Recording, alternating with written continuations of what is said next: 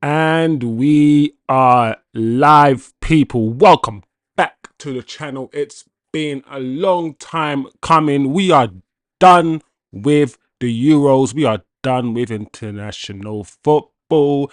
And the tribalism, the banter of the Premier League, of league football is back, people. It is back. It's your boy Chosen Wisdom, and I am happy to be back watching Manchester United rather than England. It's good. It's good. Listen, this is a pre-season fixture that is never really a pre-season fixture. Banting rights or banter rights. Listen, it's a real thing. Yes, it's a friendly, but we want to win. And based on the squad that United have brought to this tournament, to these pre-season fixtures, to America, I kind of expect Manchester United to win this game. I do. I really do. Smash a like, people. Turn on your notifications. Subscribe if you haven't subscribed below. This is a brand new channel where we try to say what we see and not just how we feel. Listen, there's way too much bias and agendas in football, from the media to the pundits to even the fans. So I try to be as objective as I can, and I have a certain way of seeing football, just like I'm sure you guys have a certain way of seeing football, but I prefer technical ability over pace and power all day, every day. I understand in the Premier League you need pace, you do need power, but that shouldn't be at the cost of technical ability. It should not be just an athlete's game. Where are the footballers? Where are they? We will find out. Listen, there is about 40 minutes before kickoff. It's been a while since I've done a Manchester United video or Man United watch along, and boy, has there been a lot going on. Let's be honest, guys. If you're Ineos out, Ineos in, you didn't like him, you were pessimistic, skeptical, optimistic, whatever, you have to at least admit that Ineos are doing some shit. They're doing some shit. They are. They're doing some shit. And you got to hold your hand up and say, okay, so far, so good. Listen, I'm one of those guys who thought the manager probably needed to go after the season that he had. But at the end of the day, the manager is here. Ten Hag is here. And it is what it is. And I just hope, and I pray that Ten Hag turns it around, starts playing some football that we all want to see, rather than this crazy transition football where we leave a big hole in the middle where Casemiro's left by himself to marshal a whole midfield while Bruno and Mason Mount are just there as strikers. I don't want to see that anymore. Let's go back to some sort of double pivot like most teams play, and let's be hard to beat. Listen, like I said, there's 40 minutes to kick off, and there is a lot we can talk about. We are going to talk about, and I really want to talk about this, the transfers in. The transfers that have actually come into the club. The two, of course, Lenny YORO and Joshua Zirkzee. I'm going to talk about those two official transfers and what I think that means for the Man United going forward. The potential transfers, because as you can hear and as you can see, United are being linked with every Tom, dog, cat and mouse. So we're going to discuss Ugarte, discuss Dillit, talk about Matsraoui, and also this Branthwaite thing, because these are the kind of transfers that we've been linked with kind of for the past, let's say, month at least. Who I want. We're going to talk about who I want to come in. And personally, I like Fofana. I like Zubamendi. My gosh, if we get Zubamendi, I will lose my mind. It's going to be crazy. I'm going to be acting a fool. I promise. My opinion, the fullback that we should really get or go for is HOJLUND, the Turkish one. He had a good Euros. And listen, the fact that he can play left back and right back. For me, listen, we have to go and get him. I don't know why we are trying to go for this Matswari guy. I would prefer Kodjoglu. We're going to talk about that as well in the next 40 minutes before kickoff. The possible transfers out of the club. There's been rumours. Listen, the media are going crazy about this Sancho thing. I don't think Sancho is going anywhere. I think United could have done with someone like Jadon Sancho last season, playing Garnacho for 40 games, having Anthony on the right hand side. Imagine if just we had this Jadon just to come on the bench for 10 minutes to try to unlock a defence.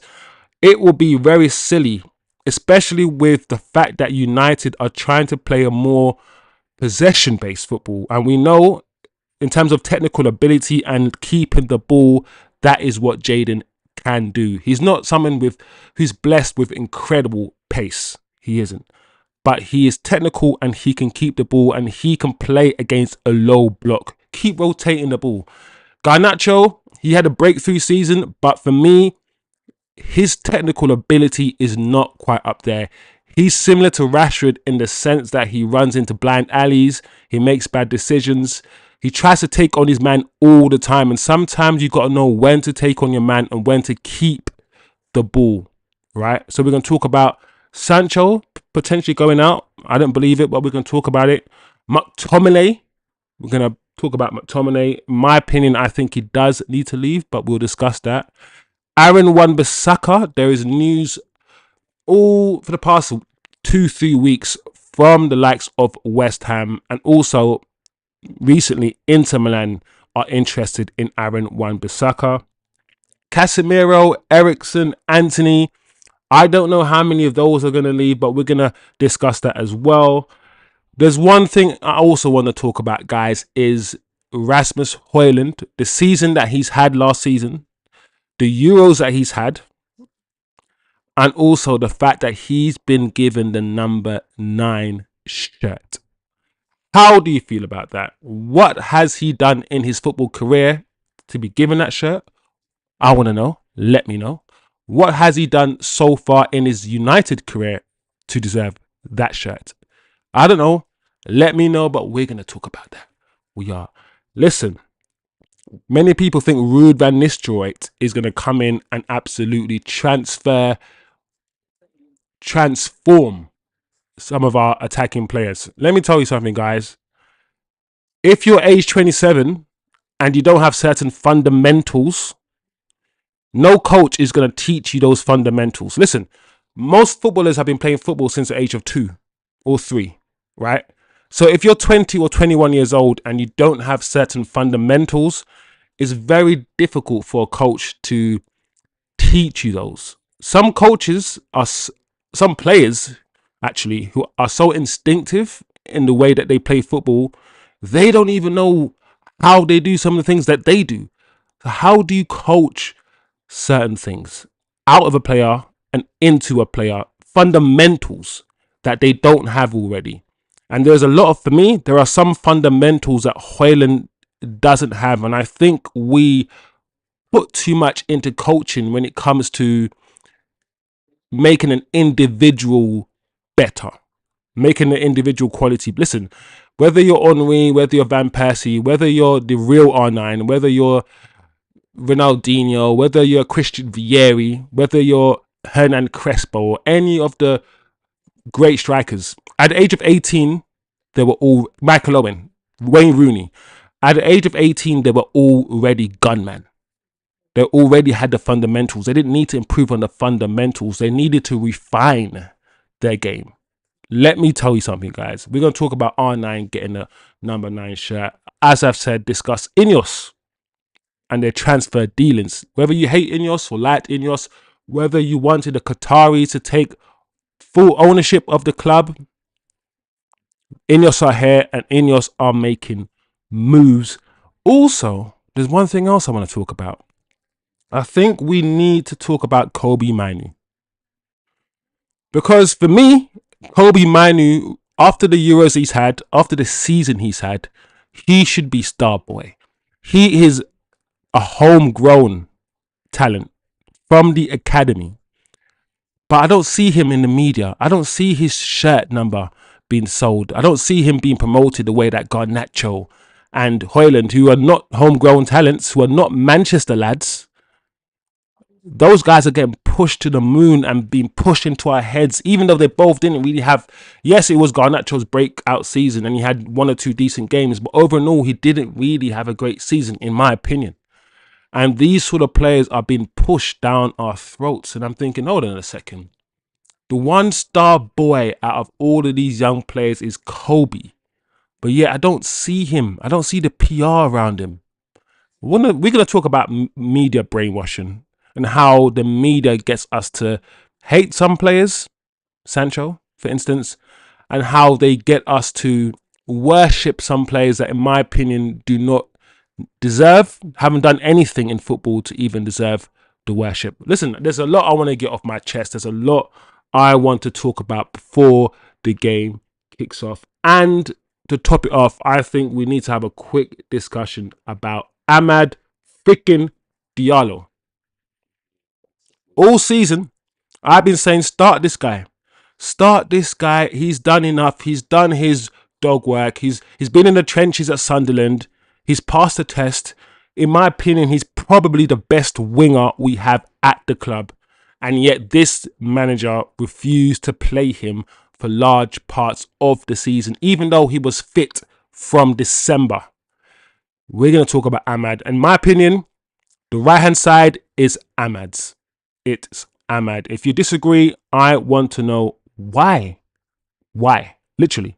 So yeah, there's a lot I want to say, guys. A lot. So let's get into it. Kickoff is in, let me see, 30 minutes. So we got 30 minutes to kick off today. Transfers in. Lenny YORO. Listen, I think most United fans, if we're going to be honest, were surprised in the fact that we got this player. We did bid higher than Madrid bidded. Yes.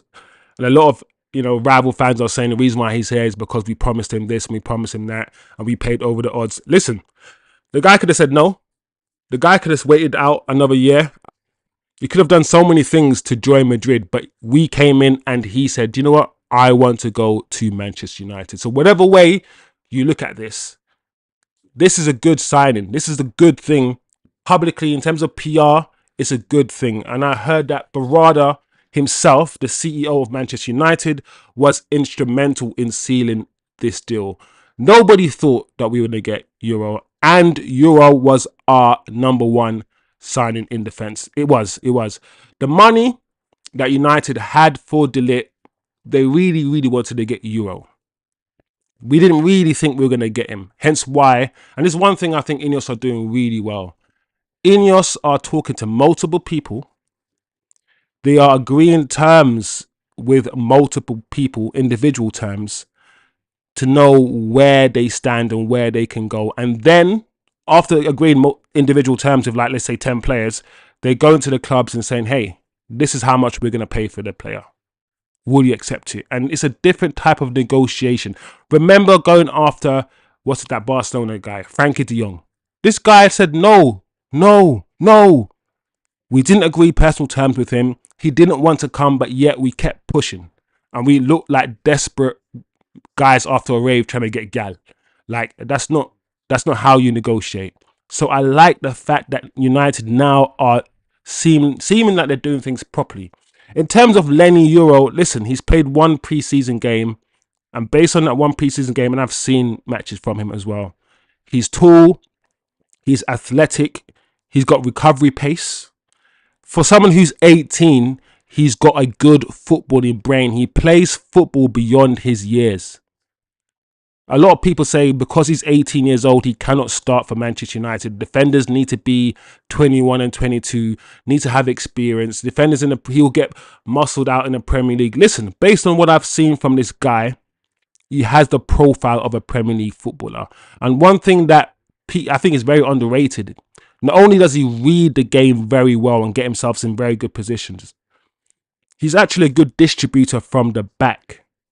So last season where we had no Martinez and we had Varane, Varane is a very, very good defender, But one thing that Lenny YORO has over Varane is his recovery pace. And in the Premier League, even though I talk about pace and power, you do need that recovery pace. This kid has been touted for a very long time now, a year or so, as the next best thing in defence. That's how good he is. And I know United spent £43 million for him, around 50, 60 million euros. And a lot of people say that's quite high. But one, it's not really quite high. It's not really. Let's be honest. And two, that money has been paid over 4 or 5 years. So the outlay for United is not as big. And personally, I don't even know when fans decided to care so much about money that's not theirs. I remember back in the day when we were linked to Rooney and linked to Rio Ferdinand, and we were spending £30 million on Rooney and £30 million on Rio like 15 years ago or whatever. Nobody was talking about the money and how expensive he was and all of these things. We didn't care. But all of a sudden, it seems as if that's all we talk about. And it's very, very interesting. So I think Lenny YORO will play alongside Martinez at the back. I don't think he's here because we're going to play him on the bench. I think one of the reasons why he did come is because we must have promised him a good amount of game time. And based on what I've seen from Maguire, Lindelof, and Evans, who's a granddad, I think this guy will start more games than people think. And I think, as I've said before, because he's 18-year-olds and he's actually he's playing football beyond his years. Watch this guy. I think he will surprise a lot of people. I hope he does. I hope he has a good season. Joshua Zirkzee. Once again, United have got their #1 defensive target. And they've got the #1 attacking target. We wanted Joshua Zirkzee. And we got him. And not only did we get him, we got him for relatively cheap.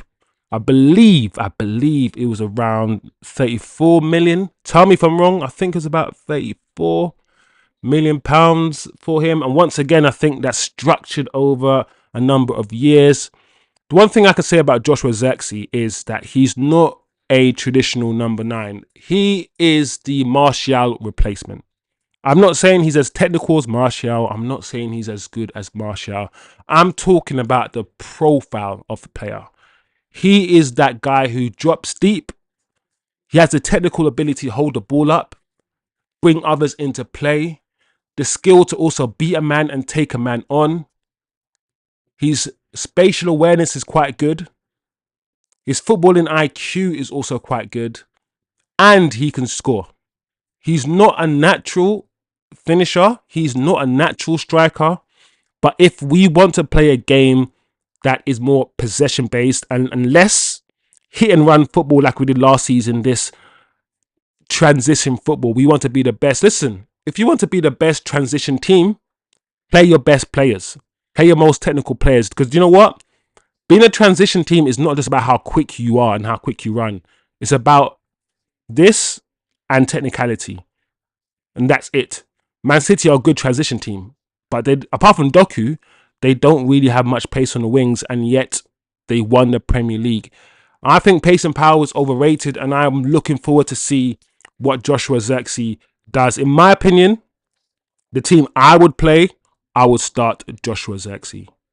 The issue, I guess, with starting Joshua Zirkzee, dropping in the middle, linking play like he does, is that you need runners on the wings that run beyond him, the way that Martial played with Mason Greenwood and Rashford in that amazing... Listen, say what you want about Ollie, yeah? That season with Martial up top, that breakthrough season for him, Rashford on the left, Greenwood on the right, Martial dropping deep, and Greenwood and Rashford running up beyond him to score goals. That is what I want to see with Zirkzee. Which means, in my opinion, you could start Ahmad on the right and Rashford on the left. But we'll get into that later on in the video. But Joshua Zirkzee, #1 attacking target, bang, in the bank. Lenny YORO, #1 defensive target, bang, in the bank. You can't argue. You can't say, what else do you want? Yes, we could potentially get more in, and we will get more in. And yes, we will talk about that now. But in terms of business and being, I think we're the only club that got 2 signings in, 2 of our main targets in already. Great business. I'm loving it. And the potential targets for me, Ugarte. Let's start with Ugarte.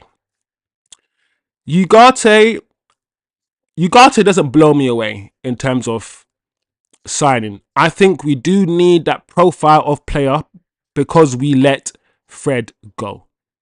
Why we let Fred go and we kept McTominay? Probably because nobody wanted McTominay. I'm joking. People do want McTominay, but the fee that we wanted for McTominay is quite high, more than a lot of clubs are willing to pay. So I guess that's why we let Fred go. We need that energy. Casemiro was never really that guy. Casemiro is someone who, especially for Madrid, he didn't pick the ball up from the back. Modric and Kroos did that. He's a shuttle. He's a guy who covered the space, made the tackles in a midfield three that was tight, that was also quite rigid, but also quite open at the same time, if you know what I mean. Casemiro's first season, amazing first season, arguably our player of the year. However, since this formation changed, he has been exposed. I think what Ugarte would bring is just those legs. Yes, he is technically sound.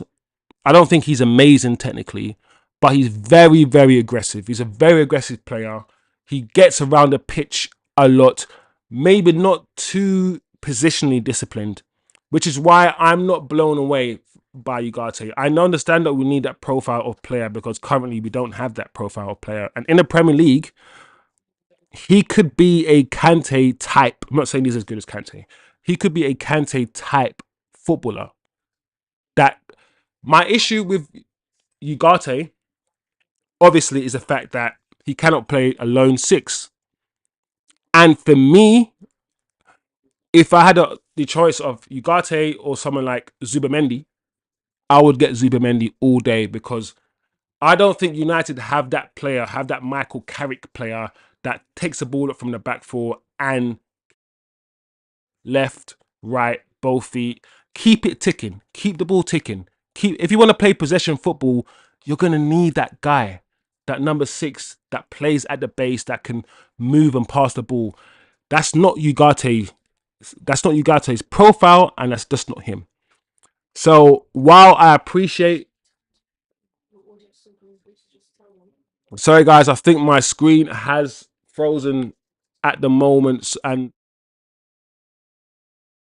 screen back, but hopefully you can still hear me. So yeah, the thing with Ugarte is that he's not that type of player. He isn't. So I understand why we want to get him, but I'm not somebody who's overly enthusiastic or overly crazy about Ugarte. I'm sorry, guys, we're working to get the screen up and running at the moment, trying to find out what is going on with this camera and why it has frozen.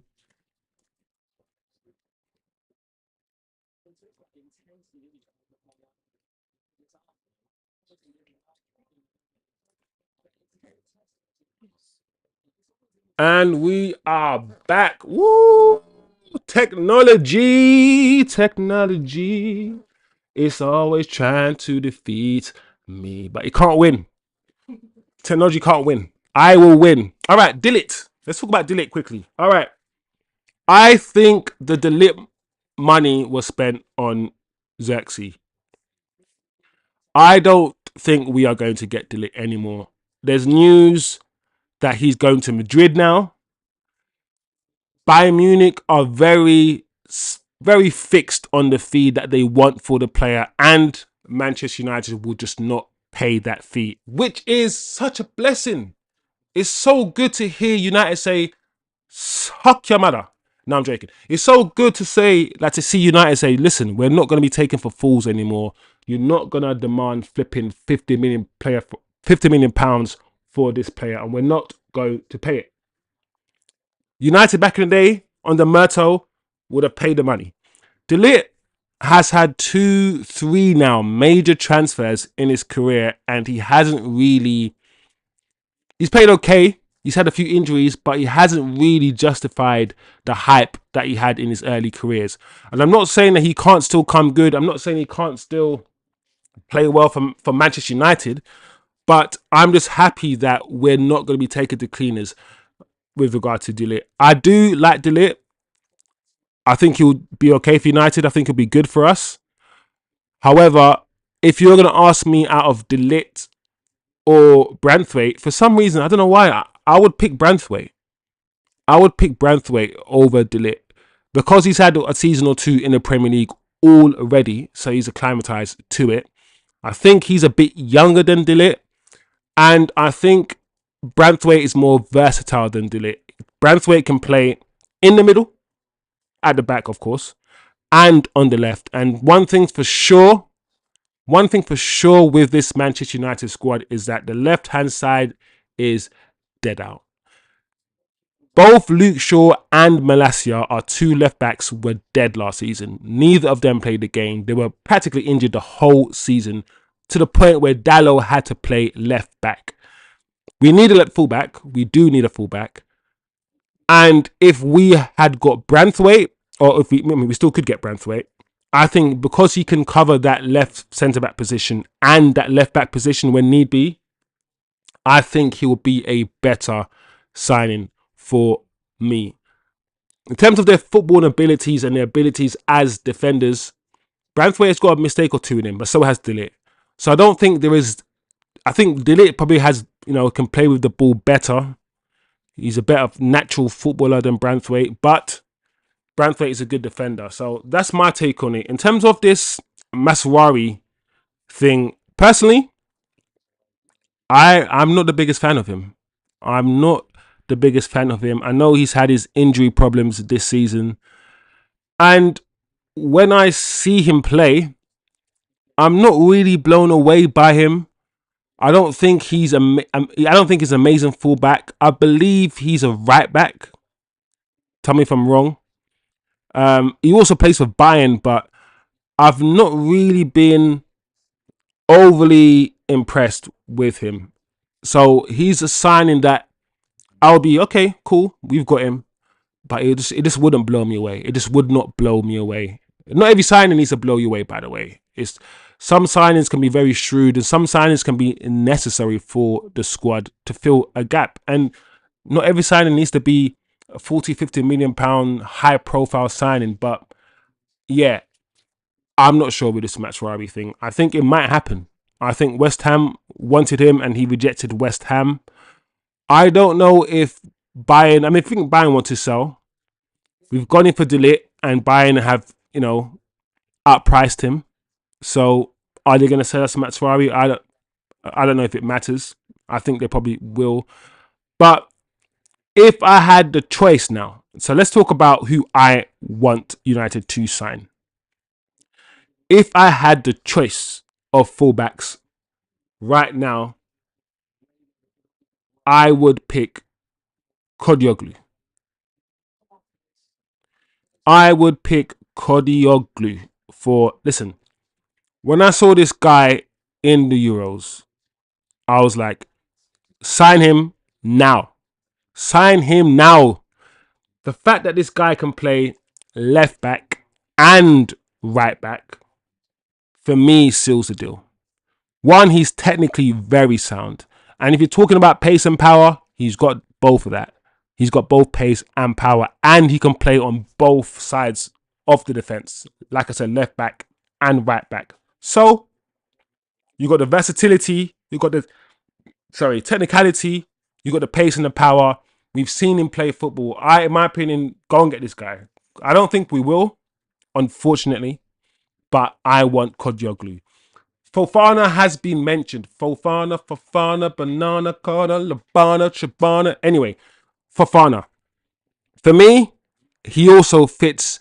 He's not probably as tenacious as Ugarte, but he's slightly more technically sound. He's slightly more calmer and relaxed on the ball than Ugarte. And if you wanted me to choose between Fofana and Ugarte, especially the 60 million euros or whatever it is that PSG want for ugarte, I would say go and get Fofana. Go and get Fofana. Go and get him. Like, he's also quite strong. He's not somebody who's going to get bullied off the ball. And in the Premier League, you're going to need that sort of player. I would get Fofana and I would get Zubamendi. Zubamendi. Listen, as I said earlier in the video, we don't have a distributor. Pogba and probably Matic were the last distributors we had from deep line midfield position. Casemiro can do it, but he's a good passer of the ball, but he's not amazing. He's not gonna do a Pogba and spray a 30-yard pass onto Rashford's feet. He's not gonna do that.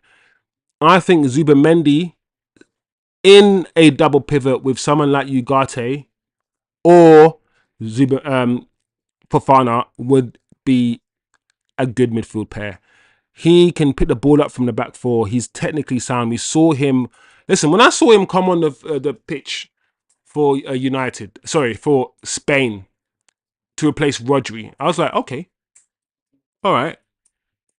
Let me see something, because either Rodri's injured, which I think he might have been, or you guys have a lot of faith in this Zubamendi guy. And I was like, okay, do you know what? Spain are actually playing better now with Zubamendi because he's passing the ball quicker. And I'm not saying he's better than Rodri. I'm not saying that, because he's not. He's slightly different to Rodri. I think he's a bit more mobile than Rodri. I still think Rodri is a better pass of the ball. But for me, if you get Zubamendi, I'll be a happy guy. I'll be very happy. 10 minutes to kick off, guys. 10 minutes to kick off. Transfers out. The possible transfers out that I can see. I've heard McTominay's name being mentioned, and I think it's time for McTominay to go. I think he's been a good servant to the football club. He's not the best or most technically gifted footballer we've seen. I'm not going to come here and just diss him, right? Because I think we can all see Scott McTominay's limitations as a footballer. He's not a DM. He can't pick the ball up from the back four and play. He's not number 6. He probably is not really a box-to-box midfielder either, because I don't think he has the passing ability, and I don't think he can play in tight spaces. I don't think he has quick enough feet to play as a 8 box-to-box. And if you play him as a number 10, once again, I don't think he has the passing ability, the spatial awareness, and the intricacy to play in that position. So he's done okay. I would have sold him maybe a couple of years ago, personally. I just think it's time for him to go. He's 27, 28 years old now, which means he's at the peak of his career. As a substitute, I think he can be useful, as we saw last season when he came on a few times, and his size, his presence, and let's say one positive. There's one positive about Scott McTominay's game. He's a decent box crasher. He can crash the box. He has the stature, the frame, the height to to dominate defenders. And Scott McTominay can strike a ball really well. When Scott McTominay strikes a ball, it stays hit. It does. But I think it's time for him to seek and find regular first team football. I think he wants to play week in, week out. And if we get a good fee in from Fulham, I think Fulham's looking at him, then I would sell him. And if that's what we're waiting for in order to fund other midfield deals, then I think we need to get McTominay out as quickly as possible. Sancho, I'm going to have a quick word on Sancho. I don't think he's going anywhere. I don't think he's going anywhere at all. There's a lot of pundits, a lot of the media who want to keep talking about Jadon Sancho. Personally, it's done. If the managers come out and said it's done, and the players come out and said it's done, then it's done. Why we keep talking about Jadon Sancho, especially the season that we saw him have, especially the fact that he was instrumental in bringing Dortmund to the Champions League final. Instrumental. one of the main reasons why they got to the final.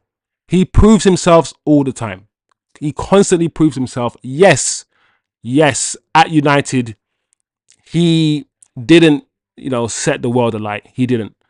But compared to what I saw last season from the likes of HOJLUND and Garnacho and Rashford and all the rest of these guys last season for United, he's not played worse than any of those guys.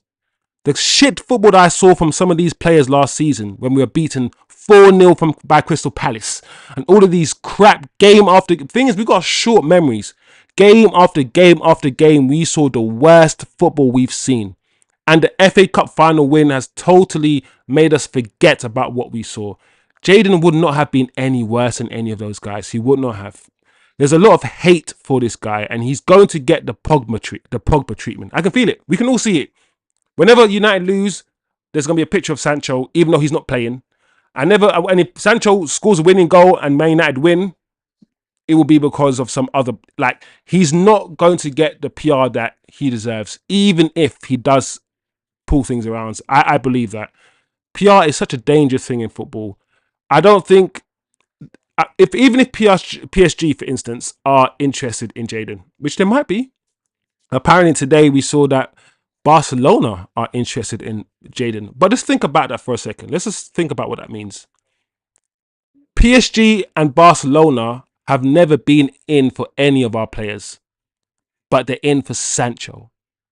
Does that, if you hate Sancho, does that not get into your head how good he is that Barcelona and PSG are after him and then after any of our players? Like, the way that people would just mentally manipulate certain things just to hate this kid is very, very strange. Very strange. Let's get behind Sancho this season. If he stays, let's get behind him. If he doesn't stay, so be it. So be it. But I think he will stay. Aaron Wan-Bissaka is another one. 5 minutes ago, guys, that is been linked to West Ham. I like Aaron. I really do. However, I think it's time for him to leave.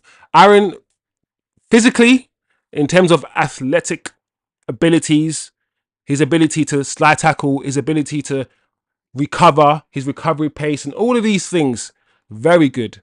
He's off. I wouldn't say always off the ball work, but a lot of his off the ball work is very good. It's just his technical ability is not that great, guys. Like, when you want a fullback to cross the ball in, when you want a fullback to pull the ball back, he's not going to do that. He's not going to do that. And that's the problem with Aaron. If we want to play the football we want to play, this possession based, we want to keep the ball, not just play on the transition, but keep the ball, rotate the ball, do what Man City and Arsenal do, pin teams back.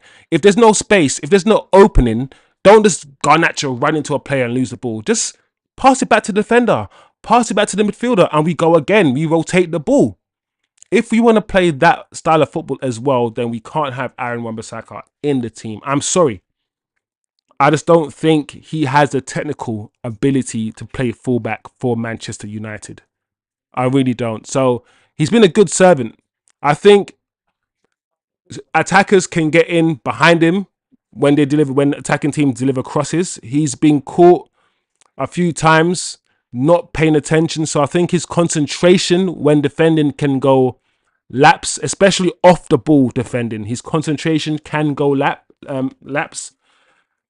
I like Aaron, but I can be constructive with my criticism for Aaron, and I think it's time for him to leave the club personally. So if West Ham come in 20 million, 21 million, I think United should take that deal. Casemiro, listen, there was a lot of talk about Casemiro leaving before the preseason started to Saudi, and I think that's cooled down. I think the wages that Casemiro is on, United probably would want to listen to offers. But I don't think a lot of offers will come in for Casemiro because of his age. And because he didn't really have a great season last season. Even I can admit that, even though I like Casemiro. So I don't think he's going to go anywhere. Eriksen, I don't think he can play as a holding midfielder anymore. He doesn't have the legs. We saw at the end of last season, he didn't have the legs anymore. He didn't have the legs anymore, Eriksen. And you wouldn't even play him box to box. So you wouldn't really play Eriksen as an 8 because you probably need even more legs to play that position. Potentially play Eriksen as a number 10, but then where would you play Kobe? Where would you play Bruno? I think, once again, Eriksen, I think he should leave. If an offer comes in, I think United will sell. I don't know if an offer will come in. I don't know. I think it's time for him to leave. Antony. Now, I'm somebody who's willing to give Antony another season. However, once again, if an offer does come in for Antony, which I don't think it will, because he hasn't had a good season, so why would an offer come in? And £80 million we spent on this player. Let me just think about it. £80 million for Antony. I don't hate Antony, but come on, like, he has not lived up to the price tag at all. And sometimes you can't even like blame a player because the price tag isn't their fault. But he just isn't good enough. His end product just isn't there for me. And if, God's willing, somebody came in for him, I think we should sell. But once again, I don't think Antony is going anywhere, which means we're going to have 5 wingers in our squad this season. Antony, Ahmad, Garnacho, Rashford. Wait, that's 4. Who am I missing? Sancho. Yes, 5 wingers. So there's going to be there's going to be a few players, 1 or 2 players sitting on the bench for a decent period of time. It could be Antony. It could be Antony. What else did I say I was going to discuss today? Rasmus Højlund. Very quickly before the game is starting, the players are now lining up or about to line up in the tunnel. So the game will kick off, I reckon, in about 1 or 2 minutes. But Rasmus Højlund and the number 9 shirt. Okay, I hate propaganda. I hate brainwashing. I don't like the media. I really don't. The media are just basically a lot of rich, elite, private school people who safeguard information. They think they protect information. They give us information when they want to give us information, and they'll give us the information in a certain way to suit their agendas. I don't like the media, right? I don't like this push of Rasmus Højlund. Before Højlund came to the club, he scored 8 goals or 9 goals for Atlanta. Højlund has never been a prolific goal scorer anytime in his life, anywhere that he's ever been, ever. He's not scored more than like 10 or 11 goals anywhere, ever, in his whole career. He's 21 years old. So we can clearly see he's not a goal scorer. He's not a natural goal scorer. He is not. When he came to United last season, the season that he had, and I know that we all saw a season where, to be honest, there are not many players, apart from maybe Kobe Manu, who can say they had a good season, right? But apart from scoring, I think, 7 goals in like 2 or 3 games in the Champions League, he was woeful. He can't hold the ball up. He cannot do it. The ball gets stuck under his feet a lot because of his technical ability or lack of it. His decision making is very bad. His positioning is very bad. He doesn't have the IQ of a natural striker.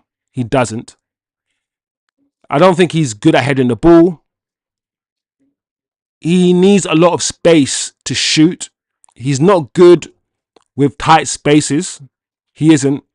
For me, there are too many fundamental things that are wrong with Rasmus Højlund's game for someone like Ruud van Nistelrooy to come in and completely transform the way he plays football. He's not going to improve on a lot of these fundamentals. He's not. What coaching does is refine what you currently have. That's what it does. It doesn't give you something you don't have already. I think coaching individually is overrated, and I do not think Rasmus Højlund, let's be honest, guys, this is a channel where we say what we see, not how we feel, and we're honest right here. I don't think Højlund has done enough to be given the number 9 shirt. However, I'm not going to cry about it. I'm not. It is what it is. I hope he has a good season for us, because if he has a good season, we have a good season, then we're all happy, because we're all United fans. And that's the main thing. That's the underlying thing. Even though I might have my objective opinion on all these players, in the end and at the end of the day, we all want them to play well. I just don't think he's that good. He had a poor Euros as well for Denmark. And yeah, I think we're about a minute or two from kickoff. In terms of Ineos, guys, let's quickly mention Ineos. Whether you hate Ineos, whether you like Ineos, they're doing all right, man. You can't hate what they're doing. They said they're going to come in and change the whole system, change the hierarchy, restructure the club, put footballing people in charge, and that is what they've done. From Wilcox to Ashworth to Barada to Rude, now our number 2.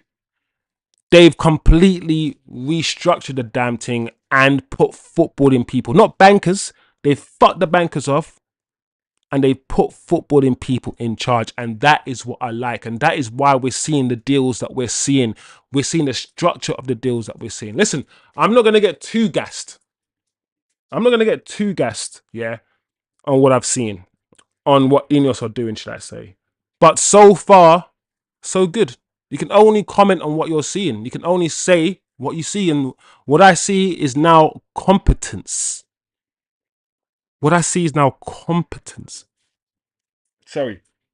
That is something that we couldn't say under the Glazers and the Glazers structure. Transfer dealings, we do need more ins. And we do now need to start seeing some outs. We do now need to start shifting some players.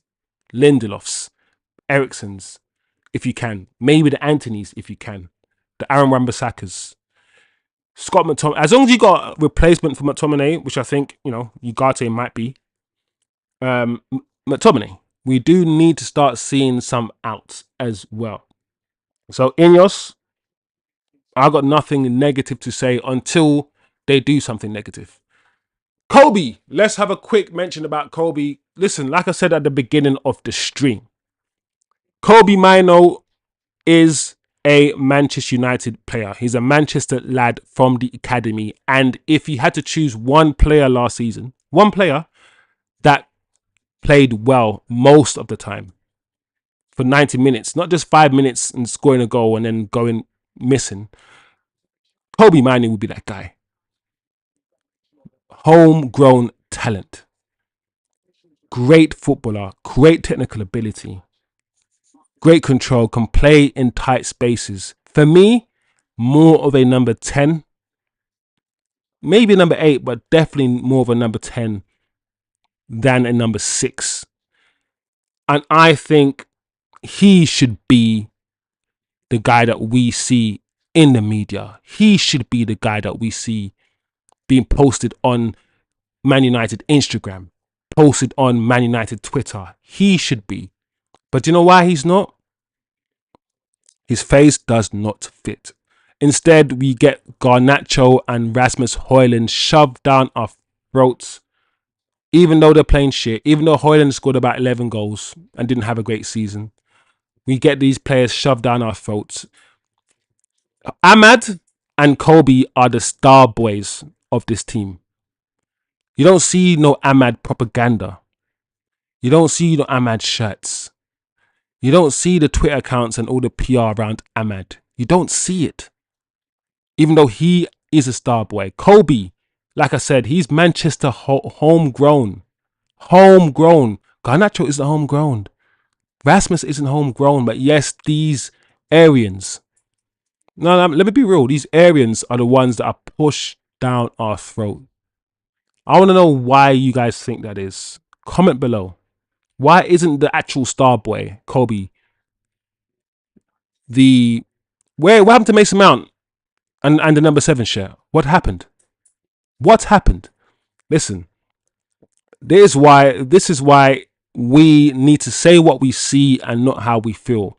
Because the whole point of PR is to generate feeling. Whenever Man United win, post Garnacho and Rasmus HOJLUND. Post them, smiling and celebrating. We hated Pogba's haircuts, apparently, and his dyes in his hair. But not when it's Garnacho. When it's Garnacho, We all want Garnacho's hair color. We all want Garnacho's hairstyle. We love Garnacho's hair. Listen, do not be a fool. Do not be so easily brainwashed by the club. Yes, you can like whatever player you like, and everyone's got their own mind. But just look at the PR. Look at what United post. Just understand what they're trying to do to you and to your brain when it comes to certain players. When we win, they will show certain players, and when we lose, they will also show certain players. Just all I'm saying is just pay attention, people. Just pay attention. For me, this is Ahmad's season. For me, this is Ahmad's season. I would play Kobe further forward as a number 10. If I love to get Zubamendi, I'll play Zubamendi and maybe Bruno, Zubamendi or Ugarte as the base. Kobe and Bruno interchanging as number 10s. Ahmad on the right, interchanging potentially with Garnacho and Sancho. Rashford on the left, interchanging with Sancho and Garnacho. And of course, zirkzee down the middle, but with Rasmus HOJLUND, playing some games and interchanging with him. That's a team I would play. In an ideal world, I'd also like to see Ahmad and Sancho, two players who are technically sound, who can keep the ball. Listen, I'm not a United fan who hates possession football. I liked what Louis van Gaal was doing. I just don't think he had the players to finish off all of that possession. He had loads of possession. He played good possession football, but he didn't have the players to put the ball in the net. Man City are a perfect example of how to win, how to play technical possession football while still being a good counter-attacking team. You can be both. You don't need to choose. Don't allow this manager to tell you that you can choose between transition and quick football and possession football, because you can do both. So yeah, that's the kind of team I want to see really this season. I don't know if the manager is going to start Sancho, even though he said he's made up with Sancho. I still think potentially, especially if you're going to start a zirkzee, you do need somebody to run beyond the striker, and that would be Rashford. I hope Rashford has a good season. Rashford plays better when he's playing with somebody who can hold the ball up for him, like a Martial, like a what's that guy?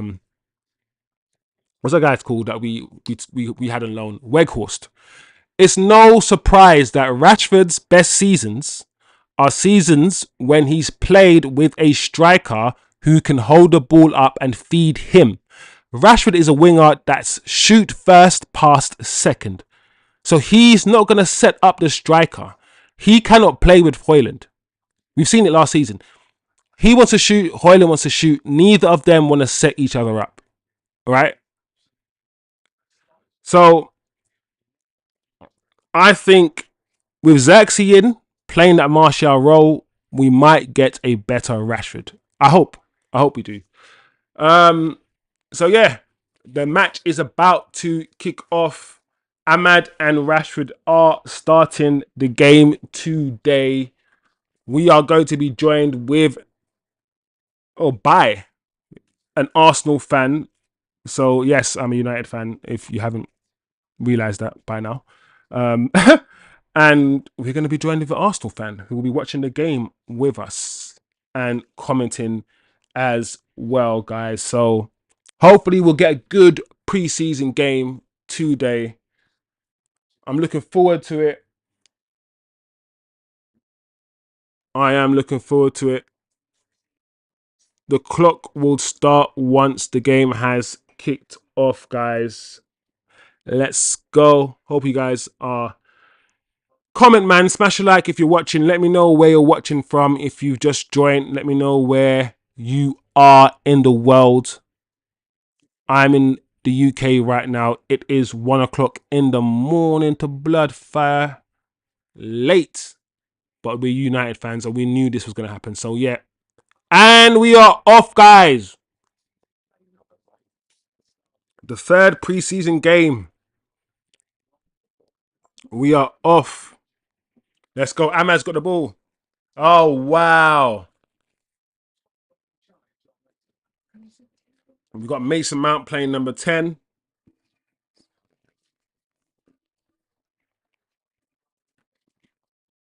How do you look? How do you feel? And how do you look? I feel good.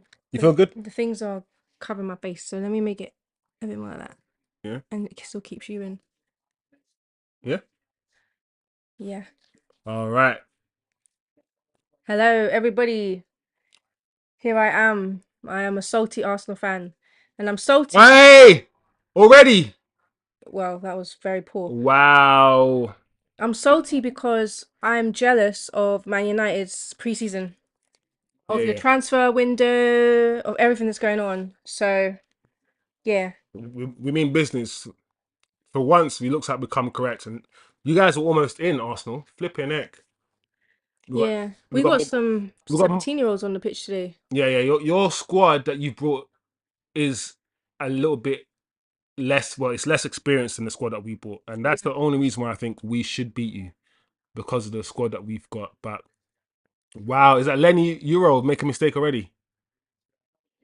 There you go. The kid's already made a mistake. The ball just went through his legs. See? Whoops. Yeah, I mean,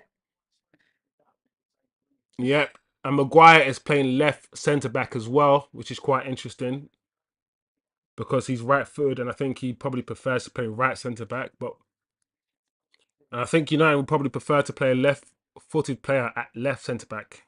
So we'll see. It's very interesting.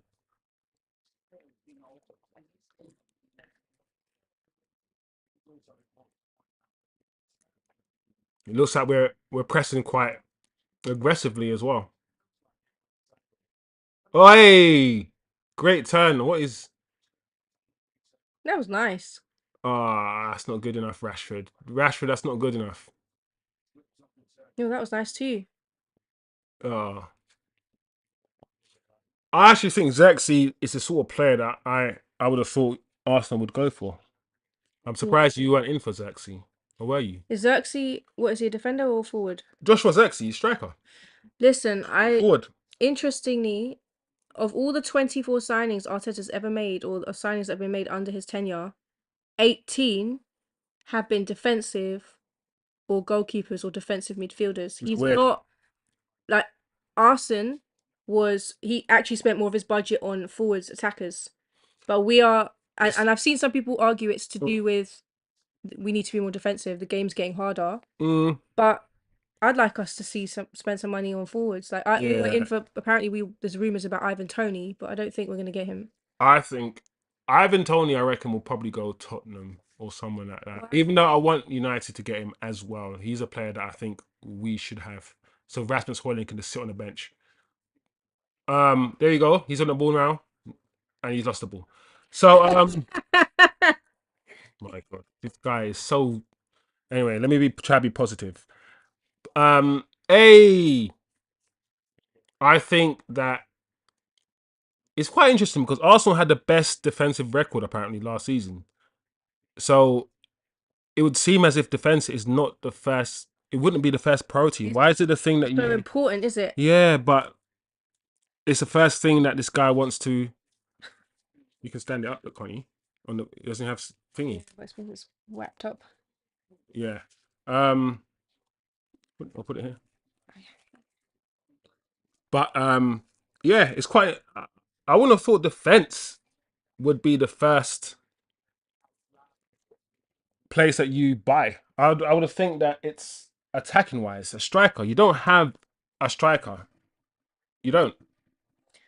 So I'm No. very very surprised that And we are obviously probably selling Emil to Fulham. Smith Rowe. Yeah, yeah.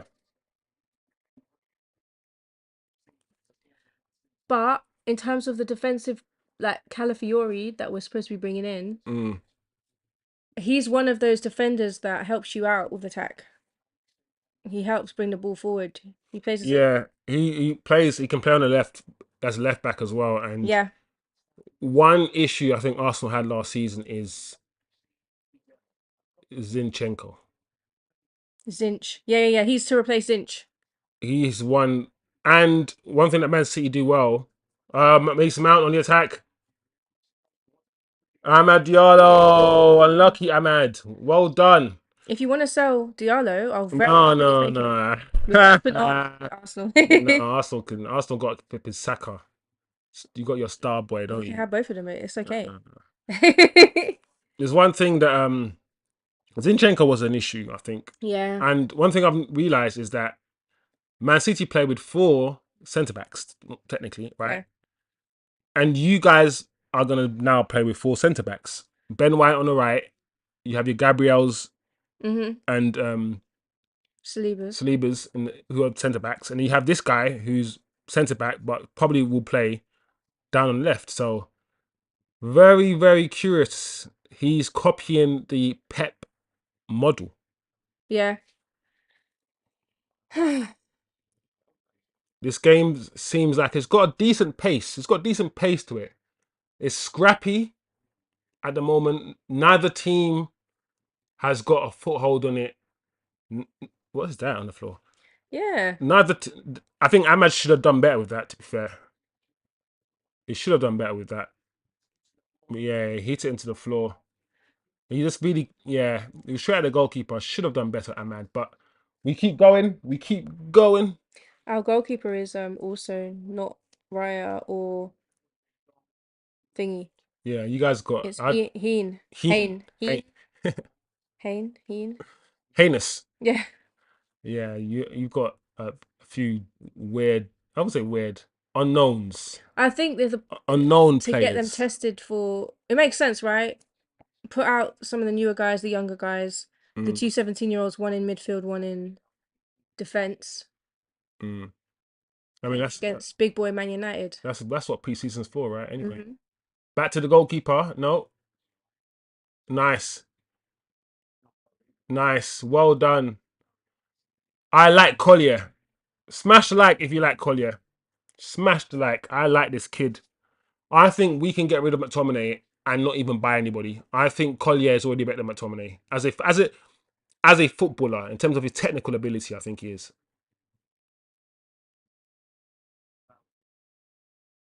Oh, yeah. We seem to be. I think we're up for this. But so are Arsenal. I think Arsenal are playing all right so far. Look at Arteta. Mm. Arteta, I'm not gonna lie. As the years go on, he's looking strange. It's like, bro, you're not gonna look young forever, no matter what you do. Stop doing this stuff to your face. Yeah, I saw some picture and I'm like, I don't know. I don't know. It looks crazy. I don't know. I'm scared. I haven't. I didn't click on the link or look at it because I was like, I don't want to see. Wait. Let me wait until it's not nighttime or something to look at it. Mm, Like the pressure. The thing is, I don't know about Spanish men. Maybe there's pressure in Spain mm. for men to like. Now it's making me feel like all this compliments about his hair and how thick it is and how full it is. Is it even his hair now? Well, Now I'm starting to think, hold on a second. Hey, that's clearance. an important question for the football world. Oh, Because if he was misleading us about his hairline, who would what that? else has he misled us on? Finish. Dope. What a save. That's great from Oh, Onana. no, no. I like Onana. I don't. It was offside. If you Yeah. look at Ramsdale as a goalkeeper last season, I Mm. think he made shocking mistakes here and there too. Like I don't think there was anything particularly special about Onana's big mistakes. Every goalkeeper makes them. Yeah, it's the Man United thing. If you make mistakes playing for Manchester United, it's going to be highlighted more. If you actually take context, and the thing about stats are just numbers. There's no context. It doesn't say you scored 10 goals, but all 10 goals are tap-ins, and you scored all those tap-ins in extra time. Mm. Stats don't tell you that. It just tells you scored 10 goals and removes context. And there we go. Rasmus Højlund. Well done. Well done, Rasmus. Oh man, So I what he lacks in technical ability, have to go and change the score now. he makes up. So annoying. He makes up in aggression and determination. This might be Rasmus's season to prove me, because I have my doubts in him, but he might prove me wrong. He outmuscled and outpushed. Thing is, that is his position. I think Rasmus Højlund is not good receiving the ball with his back to goal. And the way he received the ball there, with facing the goal, and importantly, guys, I want you to understand, he's out wide. He's not down really the middle. His run started very wide and he went infield. And that is where I think he is better. He has a lot of pace, Rasmus, and he can stretch teams down the sides. So that goal, good goal, good goal. I have my doubts with regard to Rasmus, but you got to say what you see, guys, and that was a good goal. Well done, Rasmus. Well done. If he plays well, United play well, I'm happy. So let's go.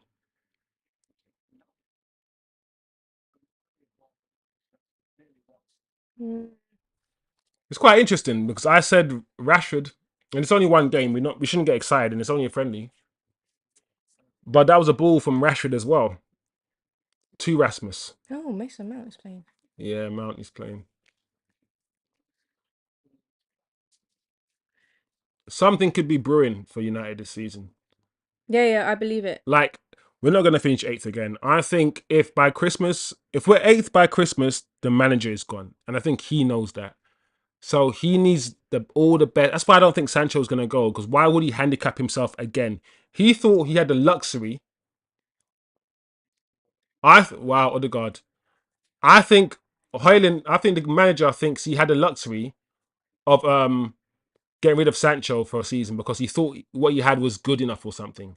And when he realized that it wasn't, there's nothing he could do because Sancho's already gone. I think now he knows he's under pressure. Oh, should have done better, Rasmus. Should have done better. Why didn't he use his right foot? I don't. That's another reason why I don't think Sancho's gonna go because you don't handicap yourself. Have all the best players at your disposal. Have all of them. Why get rid of one of them? Even if the fans are stupid enough to dislike him for whatever, because he stood up for himself and he said, "Don't use me as a scapegoat." That's what the guy said. Please don't use me as a scapegoat because he can see that the Pogba treatment was gonna go his way. He could see it, and that's all he said. I've been used as a scapegoat, and that was enough to make everyone angry. And even though the managers come out and said everything has been squashed, there are still some fans, Mark Goldbridge, United stand, and all of these people that want.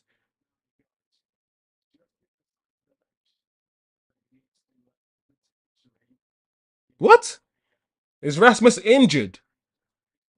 Don't risk it. Take him off now. Ah, Listen, it's okay. He contributed his goal, and now he can go and sit down. this And someone else. How that many is annoying.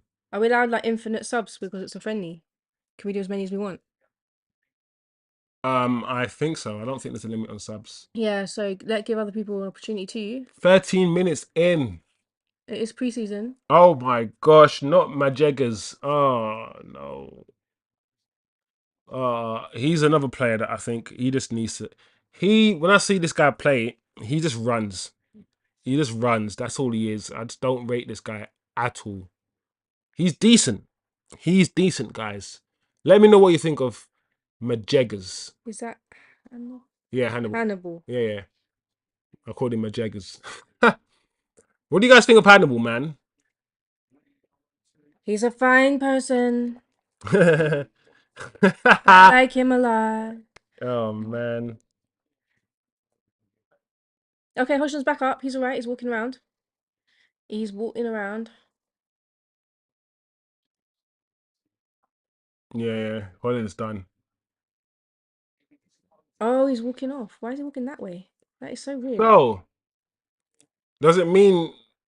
Well, we don't know anything yet. We don't know the state of the injury, how bad he's injured or anything. But he might give zirkzee. I mean, he might make Space. he might force the manager to to not make a decision, because if he's fit, the manager has to make a decision out of him and zirkzee. If he's injured, then zirkzee. Yeah.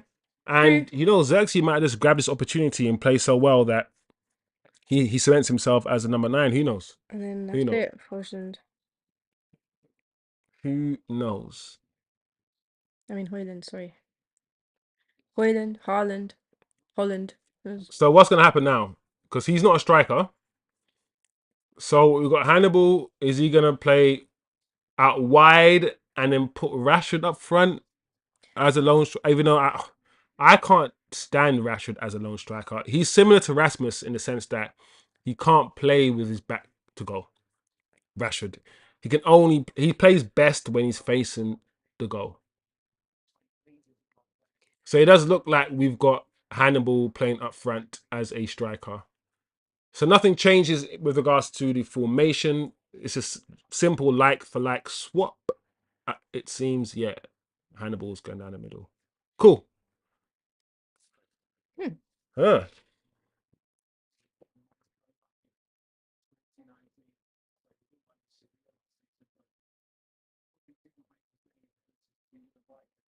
I'm not gonna lie. A few times, a few times, Lenny Euro has been hit with a bit of pace. Which league did That match looks all right, the French league. Well done, United. they don't play as fast as the Premier League? Oh, unlucky Ahmad. He shifted it nicely. That football, yeah, is beautiful, man. That was so quick. It was so crisp. Like that is what I want to see. I'm a bit more optimistic now for the season. That counter attack there, the one touch football that we saw there, that is the kind of football I want to see. That is the Wayne Rooney. I'm not saying these guys are as good, but when Wayne Rooney, Ronaldo, and Tevez used to counter attack, and we used to be just so scary and quick. That is what I want to see. However, twice now, Lenny Euro. Oh, that's not good. Is that Collier? Yeah, I'm just praising Collier a minute ago, and that was not good. That was just, yeah. Twice now we've seen Lenny Euro not attack the ball. He's not the most aggressive. Like Martinez, somebody who would attack the ball, while Lenny Euro, somebody who's a bit more standoffish. And twice now we've seen him a bit hesitant. We've seen the ball go through his legs, and we've seen him not attack the ball when it's bounced. So it's something to look out for. Something to look out for sure. Because a lot of us haven't seen Lenny Euro play football on a regular basis. So this is the first time for a lot of United fans that they've been exposed to Lenny Euro. And as an 18-year-old, everybody is now scrutinizing him. Everybody is watching him. Because everyone's saying he's too young. He's too young to start for United. So he's going to have to prove people wrong. He's going to have to.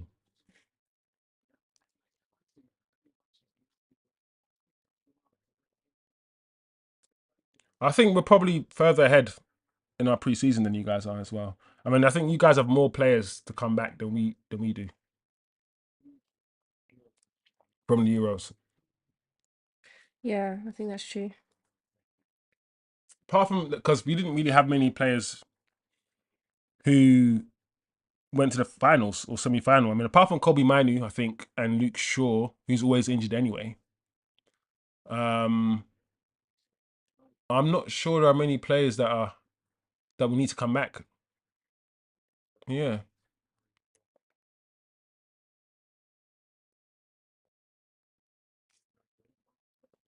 So you guys have like people like Martinelli, Saka, because of Copa America as well. Yeah.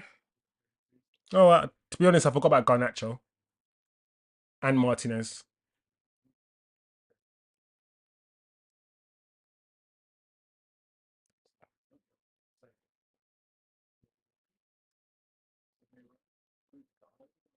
Nice. All right. Foul. Hmm.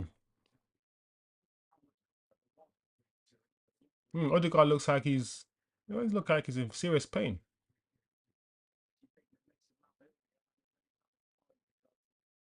Casemiro with a captain armband. Yeah, I don't think Cash is going anywhere. Do you know what? I don't hate it. I don't hate the fact because I don't blame Casemiro for the season he had. Like this is what I say to people, with a brain.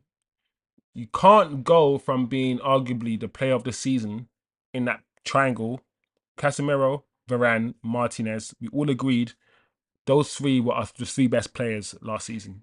They saved us time and time again. Casemiro scored important goals, and he's a DM. He's not there to score goals. Well, I just kicked him. Casemiro, Casemiro just kicked him. But anyway, Cass is not there to score goals, and even though he's not, the headers that this guy scored to win us the Carling Cup, it was quickly forgotten, and he went from being our most important player, arguably, to being our worst player from May or June, whenever the season finished in May, when it started in August, in those 3 months' time, or in that 3 months period, this guy went from being really, really good to being trash.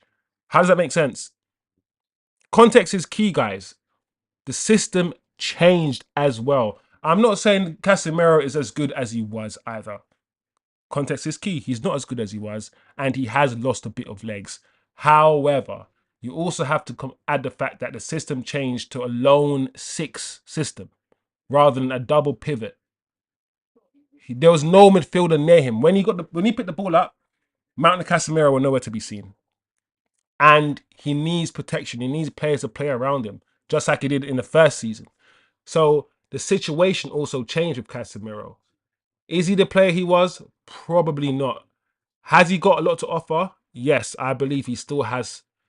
He still have some to offer. And if other players like Collier can learn from someone like Casemiro, then why not? Why not stay another season? I think his wages are an issue for the owners, and I think if the owners had a choice, they probably would offload him to get rid of those 250 grand a week or whatever it is wages that he's on. So I get that. I do. And it's good to have nuanced conversations, not just black and white conversations, because most situations are grey. Most situations are complex, man. You know? Yeah, we are pressuring Arsenal. But they're keeping the ball well, Arsenal. That's nice. Oi. Collier, close him down. Left, bring it to Rashford. What are you doing, Hannibal? Oh, I can't stand this Lecter guy. Hannibal, bro. My gosh. What kind of pass is that? That looks like a foul. Yeah. That's why Arteta's annoyed. Odegaard once again got clamped. Our foot is on his neck. We are clamping this Odegaard guy fully.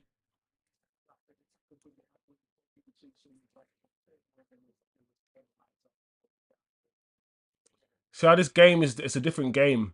We're not keeping the ball that well. We're having it and we're going straight on some sort of counter attack, which is cool. But we're not keeping the ball very well, and because of that, our man's not really in the game as much. I always tell people the way you play football. Oh my gosh! Wow! Oh my gosh! The way that flipping this guy, the way that Maguire got turned, he looked like a statue. He didn't even. That is Maguire, right? Look at this. Was it Maguire? Yeah. Look at this. You just no, oh no. Wan-Bissaka helped out there. No, Maguire looked like a mannequin. He was doing a mannequin chat. The way that was like Jesus, right? The way Yeah. that Jesus has turned, my gosh. This is what I'm trying to say with Maguire. Maguire is like he's like a fridge. It's so crazy. At least he's not like a freezer. Uh-huh. That would be terrifying. My gosh, Jesus has made him look silly. Oh, Maguire. That's why I wonder if Arteta's like, I've got my strikers. It's Jesus.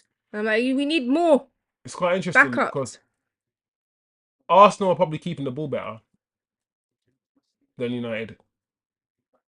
And this is what I'm talking about. The way that they've got the ball, and now we're all camped. They're all camped in our finish. His That was so goals. easy. But I think your goal was easy as well. Oh my gosh, that was so simple. I'm sitting here, yeah, waiting for the offside whistle to blow. Yeah, me I'm too. thinking That's why I haven't got up. it must be offside. Oh my gosh, the defending is bad. So bad. That's what I'm trying to say, guys. The way that they're keeping the ball, the way they had us pinned in, we can't play that way. The way that they look, pass the ball back to the midfielder, then rotate the ball, then keep it. Not just counter attack and then lose the ball and then that's it. Listen, be patient, probe, keep probing, keep Yeah, yeah, probing. yeah. I think it was offside. Oh, that is such a bad defending, man. There you go. 1-1, guys. So it's been checked. Yeah, I don't think there's no VAR in friendlies like this. Oh, Yeah, it's a goal. If the referee gives it, they give it. So, oh, it is what it is, man. 1-1. Oh yeah, Bruno. Bruno is not back yet either. So, the few players, we just don't have the ability to play out from the back at all. See what Ahmad's just done? Oh, Aaron, come on, you gotta do better than that, man. Flipping heck.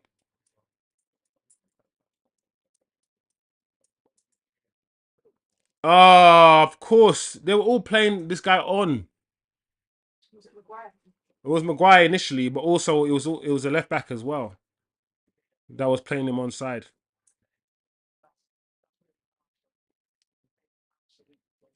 Yeah, we're not playing well at all now.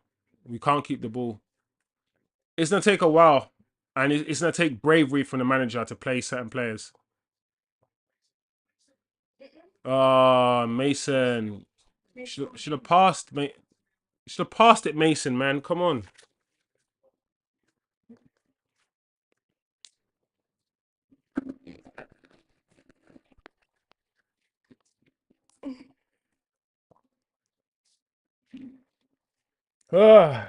Now we got a game on our hands.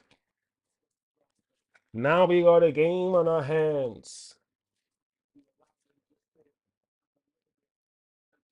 Arsenal have, like I said, they've got into the game now, and now they've got a degree of control over the game.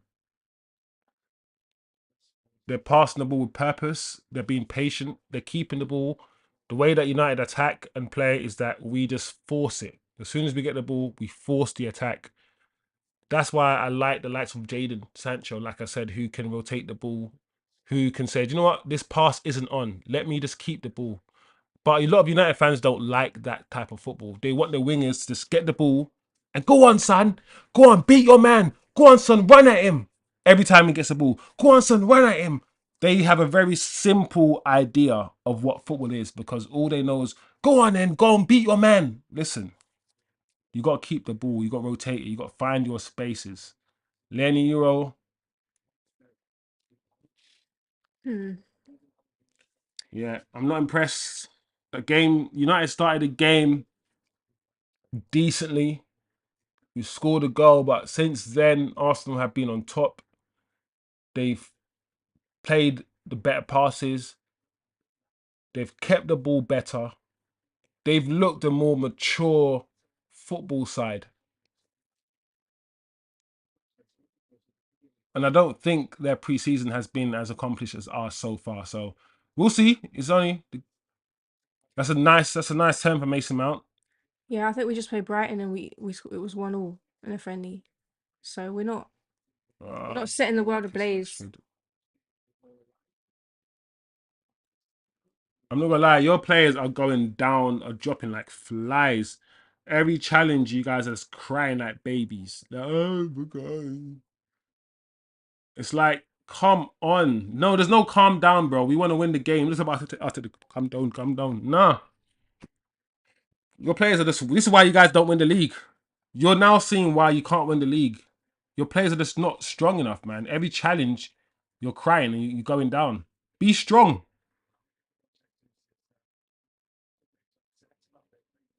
Anyway, half an hour gone. 30 minutes, 20 seconds. 1-1, probably just about right, you'd say. Yeah. No, I can see that though. I know. You know what? It just What? your analysis is now making me worried. Already when I listen to Lee Gunner, I agree with a lot of what he said. I'm like, oh man, when are we gonna? Lee Gunner is that apparently toxic Arsenal fan. But He's listen, everyone's not. got their own opinion, man. He's Like, not. I listen to loads of people's opinions. I do. I don't agree with everybody. I have my own opinion, hence why I have my own show. One thing about Lee Gunner, he keeps it 100. Yeah, he does.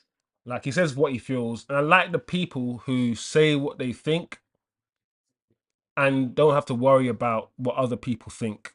Don't have to worry about pandering to certain fan bases who like this player and who like that Hmm. player. I can't say anything negative about that player because I'll alienate certain fans, or I can't say anything negative about the manager. And as soon as you get a press pass, right, and you get invited into certain places, certain rooms, it means you cannot be impartial anymore. Mm-mm. You cannot. As soon as you become friends with anybody, any of these players, it means you cannot be objective anymore. And there's too many of fan channels. He's limping. Wow, Lenny Euro's going up as well. He's injured. I just noticed it. Oh no, That's he's not good, upset. guys. This is not good. This injury looks serious and he looks upset. I'm not sure if he's a player that has been somebody who's injury prone. He's played 60 games. He's not naturally an injured player, but it seems as if he's going off, man, which is not good sign at all, bruv. It's not good. It's not good, bruv. It's not looking good, bro. It's not looking good. We had Hoy. Listen, these guys are not ready. These guys weren't ready for the intensity. No, none of them are. Let's These guys are all hobbling off, and these are not. I don't think these are impact injuries. Like, we are kicking your players, yeah, all over the ground, and not one of your players have gone down. I mean, gone off. Mm. We're stomping out your number 8, Odegaard. Odegaard, which we're pedigreeing, flipping Jesus, while our players are just limping off with muscular injuries. Like, these guys are not ready. Euro, welcome. Listen, this is not even a Premier League. This is a pre-season game. But welcome. Wow, wow. I just hope the kid is not seriously injured, man. That will be a big blow. Come on. Hope not, because he's walking still, but he just looks like he can't play anymore. That's annoying. It's funny though, because this is just, where is this, some LA stadium. Yeah. There's no easy way. Like, you're meant to just walk down the dugout. There isn't a dugout, so all the players have to go all the way down, all the way around, two sides of the pitch. Look at Rude, man. Rude looks more like the manager than our manager, you know. Yeah, I'm not gonna lie. The atmosphere, the vibe of the game has completely changed. This is Yeah. not. The more I think about it, and the more the game is going on, this is not the great. It's not a great game. You know, it gets the vibe of, it's like now they all can't be bothered. They're like, oh, it's preseason, it's LA, oh, I can't be bothered. I think it's gonna be a 3-1 Arsenal game now. No, not if we keep playing like that. Missing opportunities.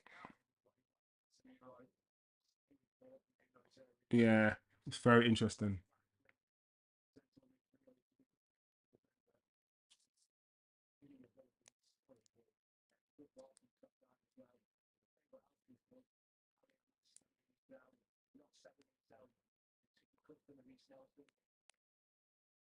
Oh, it's so bad. We can't play football at all, man.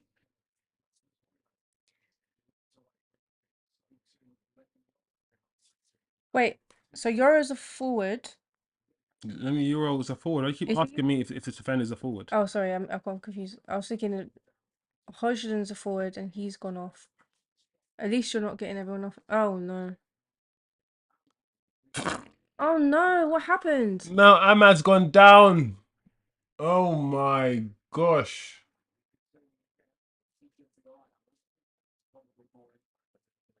This is crazy. Ankle.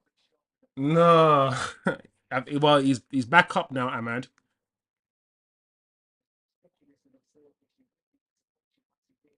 Yeah, this is not a good game. Oh, Zinchenko, naughty.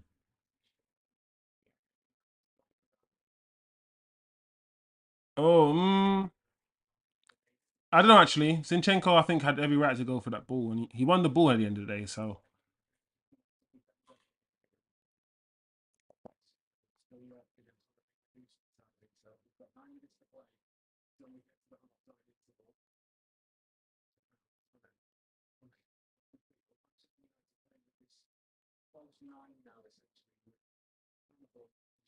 yeah, that's the problem. I don't know about this false nine thing with Hannibal. Like, has Hannibal even touched the ball since he's been on? Look at the way that Arsenal are just playing football.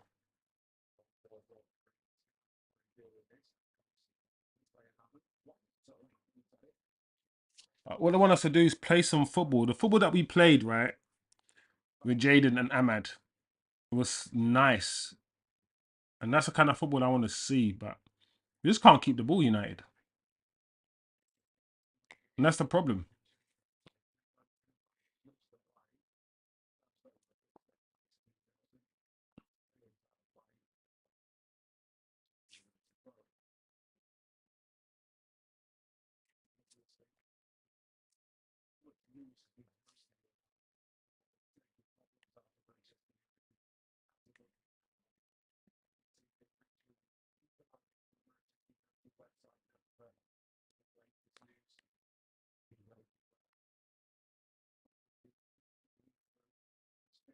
Oh man, that's not a good throwing at all. Hmm? Wow. Throwing out. This left back is a problem, this kid. He's not very good, is he? I have not been impressed with him at all. To be honest, neither one of our fullbacks have played well today.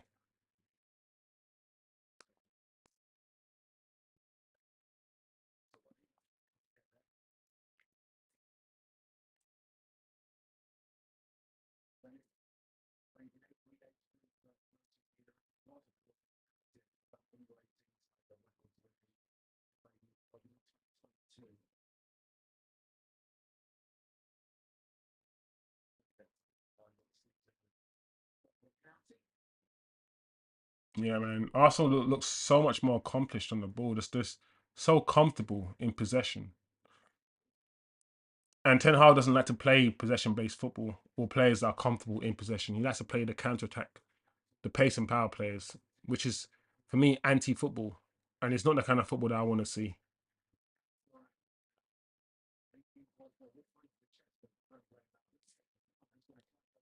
What a ball. What a ball from Onana. Look. Oh my gosh. Ha! Who's that? Who's that? Was that Ahmad? That was poor, Ahmad. It's your time, Ahmad. You got to grab these performances. You got to grab these matches. You can't be spraying balls like that, Ahmad. Come on. Everyone's got the Ahmad stocks. Everyone's bought their Ahmad stocks because we have faith in Ahmad.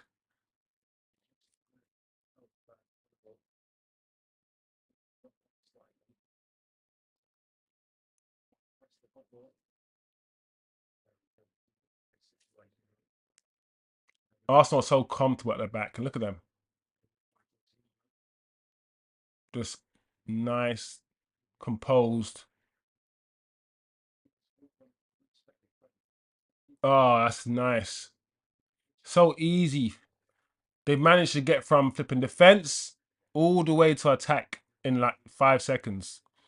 Finding space, moving. As much as we were pressing them, their defenders all technically sound on the ball. Look, crisp.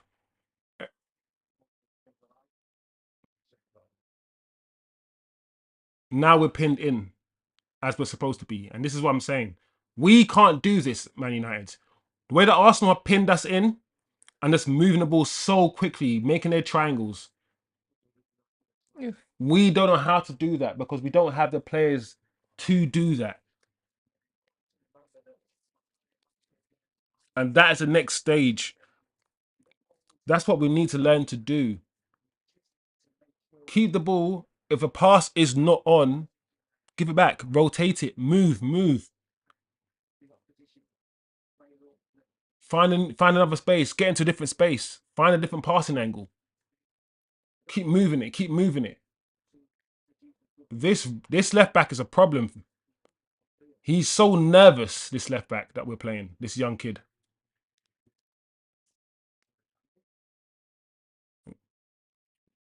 This is literally men against boys, you know. It's annoying me. It's annoying me watching the whole 45 minutes of football where United haven't had a kick. Apart from the goal we scored and a few moments, we haven't done anything.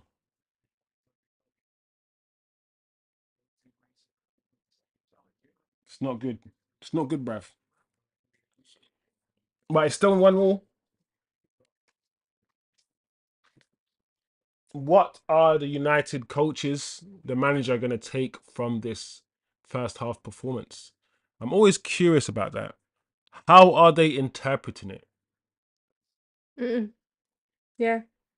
You know? This is the time to be really looking at people. Yeah, this is the time to start figuring some shit out before the season starts. That's good. Oh, Mason Mount, that's not good.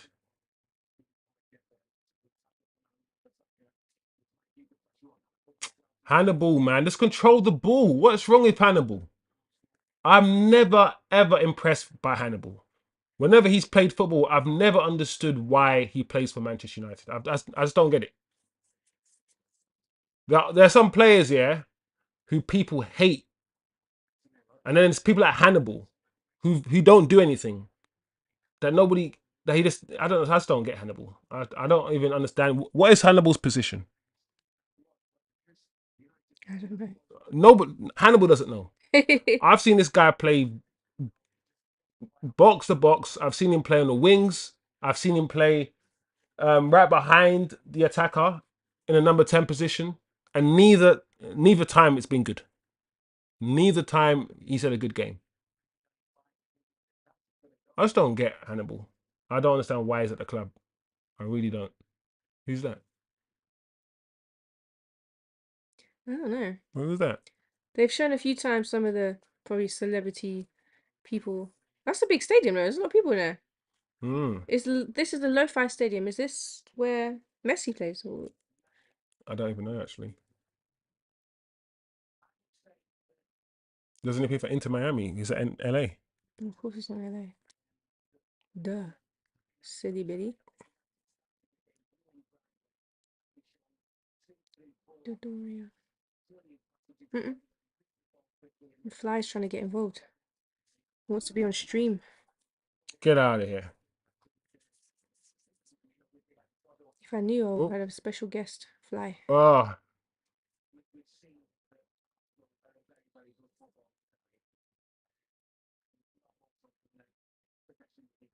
Do you know what? Mason Mount Mason Mount is a trier.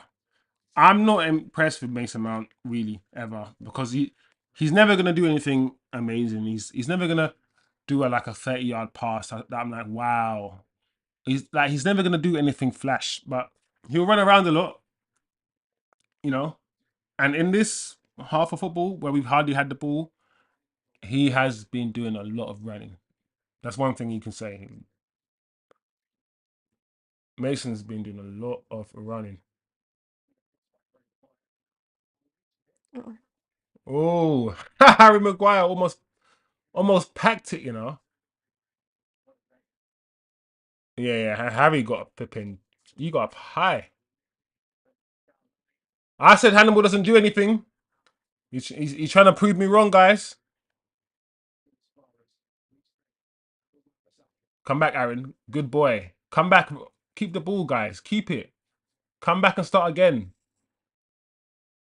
You can do it like Arsenal. Let's come back and start again. That's it. Good. Don't force it. Keep moving. Keep moving to spaces. Occupy different spaces. All right. Give it back to the goalkeeper. That's all right. You know, just keep the ball.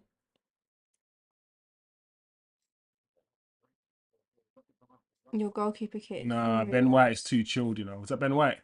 Yeah. Yeah, Ben White is too good, man. He's so nice, Ben White. He's just so like clean. That's what makes me laugh that he doesn't Like hates football.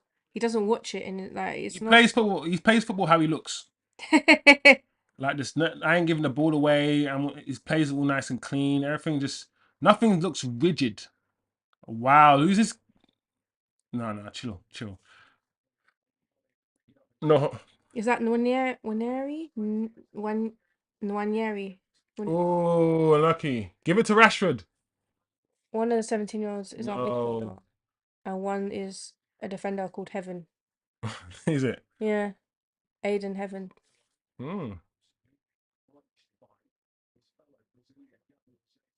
Oh yeah, they both played for Brazil. Well, yeah. Or did.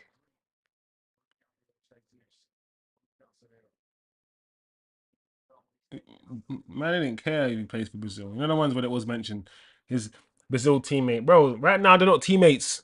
Yeah, true. They're not teammates right now. They both want to win, bruv. It don't matter. Is that loads of these players are England teammates? You think they're gonna be like, oh my god, I'm not gonna. Come on. I mean, it wasn't that bad, Cass. It Come on. wasn't bad at all.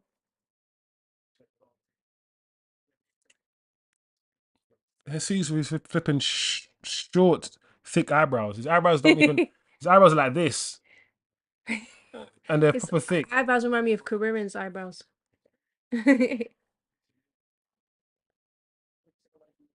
Mason Mount, what are you gonna do? Overlap, good. Oh, but he didn't. Oh, that's not good, Collier. Collier's got a bit to learn. Like, if you want to play them passes, Collier, you gotta fizz it into man.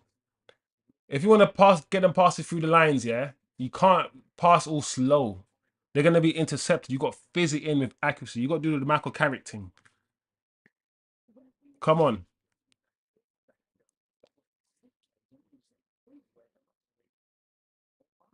there we go, guys. That is it. That's the first half of football. Let me go stop the Listen, clock. it wasn't pretty from a Man United standpoint. Arsenal, as the clock will be now stopped.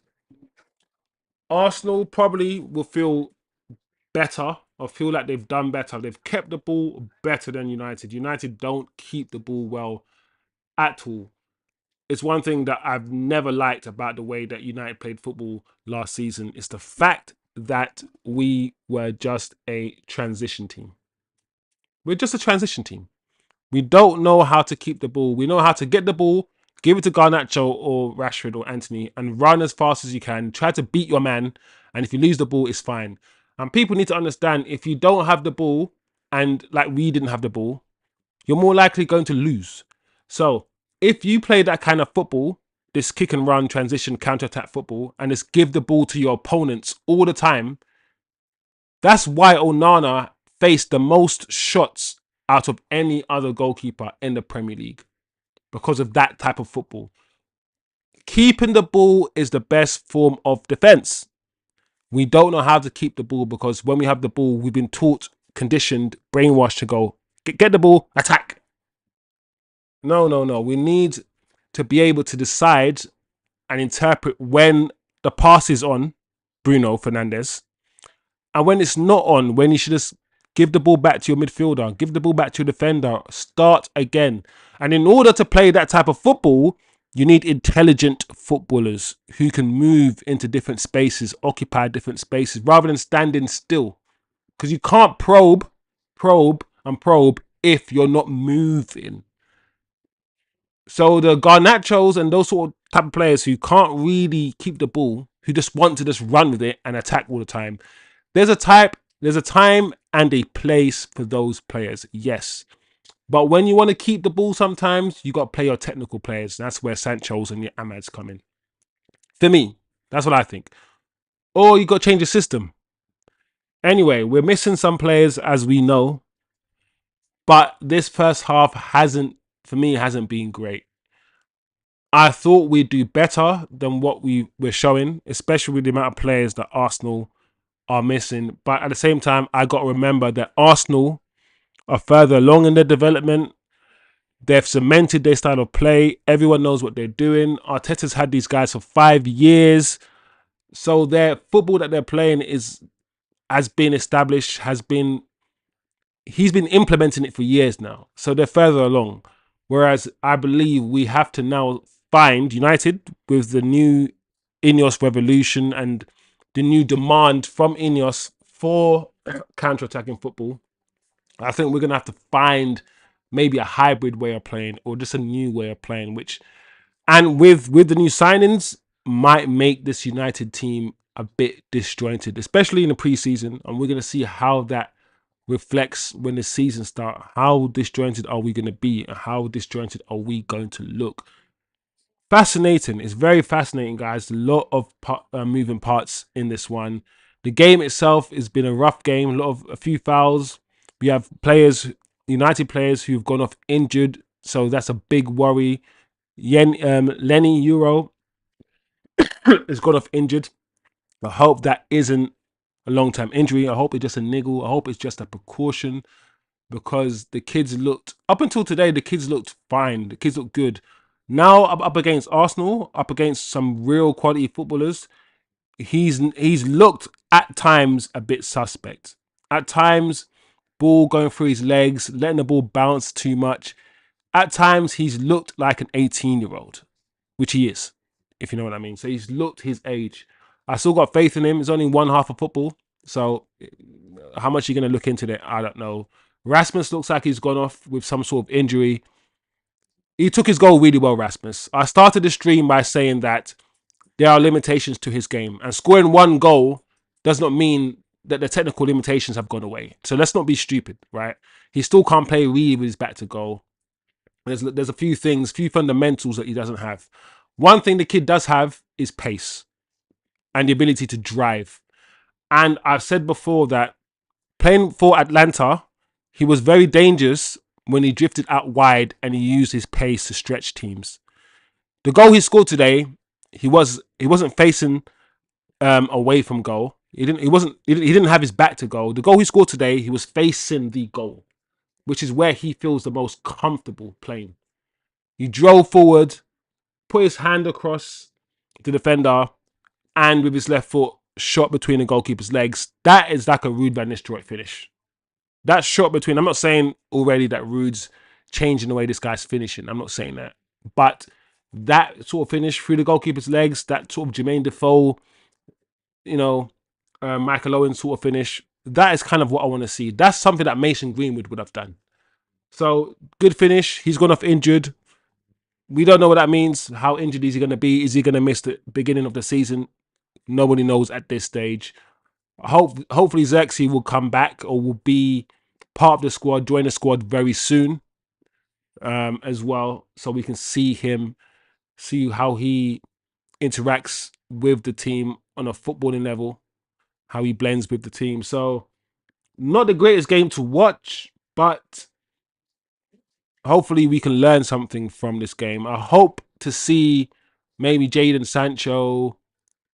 Probably going to see Anthony in the second half, because I don't think we've seen him, or I don't think he's played a game in preseason yet. So I'm expecting a lot of changes in second half, and because I'm expecting a lot of changes, and I know Arsenal are more cemented in their style of play, I don't think the Arsenal changes are going to affect the way Arsenal play as much as the United changes. Put it this way, we don't even look like we have a style of play.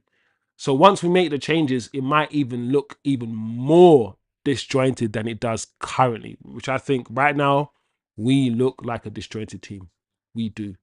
So it is what it is, guys. Second half will start hopefully in a few minutes.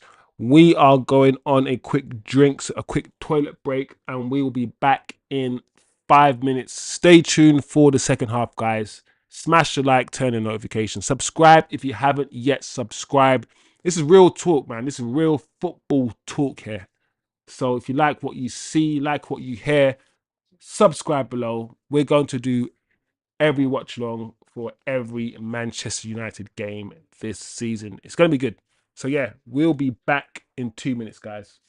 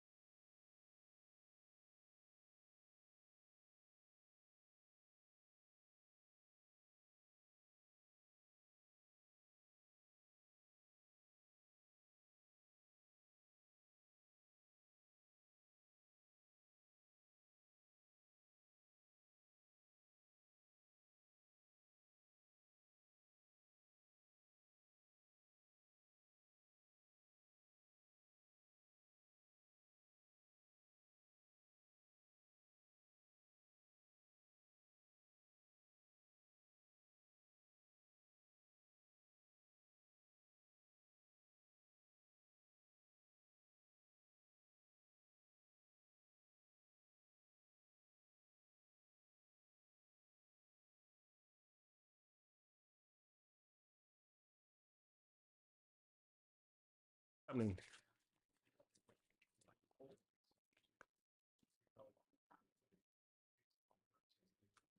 so Anthony's on. Like I said, he would be on the pitch. All right, Scott McTominay is also on the field. So Anthony's on the right hand side for Ahmad. It looks like. So Anthony's on. Like I said, Ericsson's also on. It looks like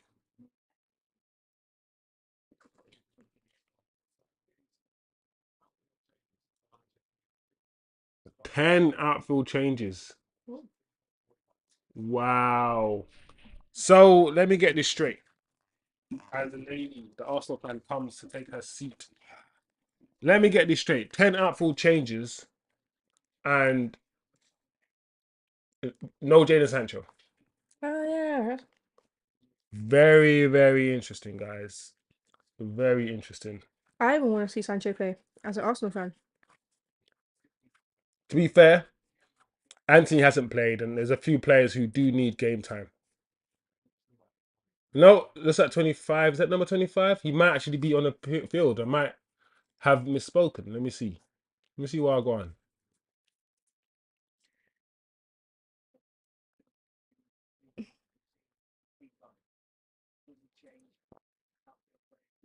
Yeah, literally 10 outfield changes.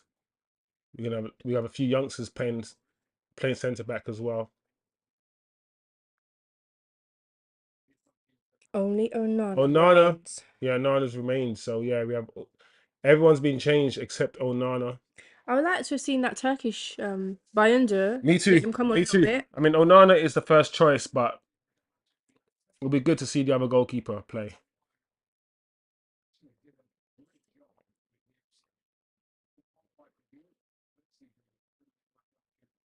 I'm trying to see who's Arsenal got.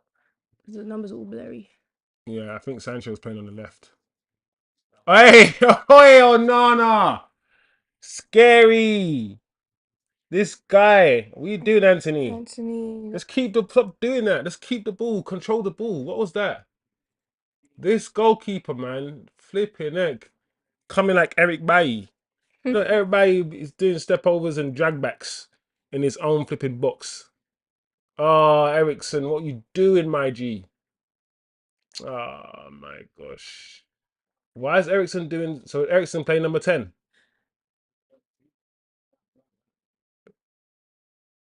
Or is Scott McTominay playing number 10? Because as we said earlier, guys, we know Ericsson can't play in that double pivot anymore. He ain't got the legs. We saw at the end of the season before, at the end of his first season, how he doesn't have the legs anymore. He cannot play there. Just like Casemiro, you could argue might not even have the legs in this guy. Oh, again, I'm thinking, is that deja vu? Yeah, Or yeah, did it he? dipped and it repeated. Oh my gosh. No, it's 3 minutes. Oh, it's back now. So yeah, he did the same thing again. That's And half 30 seconds behind. okay, fair enough. Fair enough. Our feed's acting up, but it is what it is. Once again,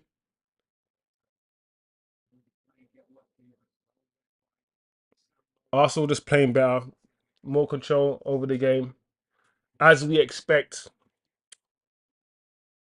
I want to see United keep the ball. That is what I want to see now. Can we do that? Can we, if there's no pass on, if there's no immediate attack on, can we learn?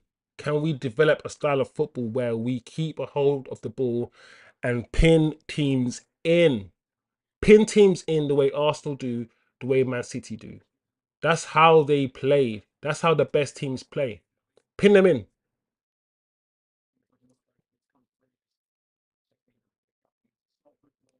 Oh, Anthony, that's not good at all. That's poor. This is Anthony's. Listen, if Anthony, because I protected Anthony and I've said positive things about Anthony throughout his 2 years he's been here. He has to do something this season. He has to cement himself this season. He has to. Otherwise, United United are probably going to have to take a loss. Well, I don't think we're ever going to recoup 18 million pounds for him ever. So we're going to have to take a loss on him and move him on because he just ain't doing it, man. This guy just ain't doing it, and I want this guy to succeed. I really do. When he first came to your team, I really liked him. Yeah, yeah, He had a good few games. yeah. Good. He scored, I think, on his debut against Arsenal, didn't he? Or at least he's one of. I think it was one of his first few games. He scored like 2 or 3 goals within the first month. Come on, Sancho, you got to do better than that. Oh, we're back now. Yeah. All right, so let's buckle in. Hold tight, everyone else who's doing a stream. I know Rants and Bants is doing a stream right now, so hold tight, Rants. One of the best YouTubers out there. I see people like Saeed's over there right now. Yeah. Flex and them man are also over there in the States at the moment. So hold tight, all them man there. And AFT was out there. Yeah, AFTV's And the out Big there. Six. Bobby. Yeah. There's loads of guys out there right now in We there. should be out there. Yeah, maybe next year. Who knows? Who knows, guys? Smash a like if you get enough people, get enough likes, the channel grows. We will be out there next year.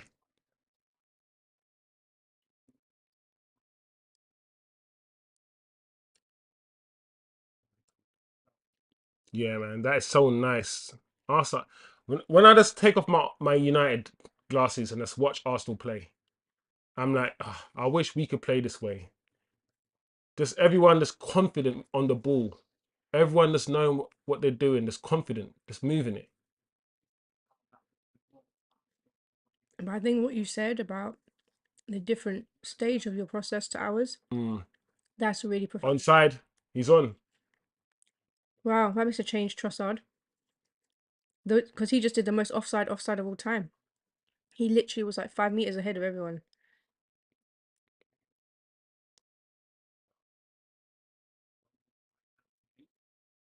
Oh, foul on Anthony.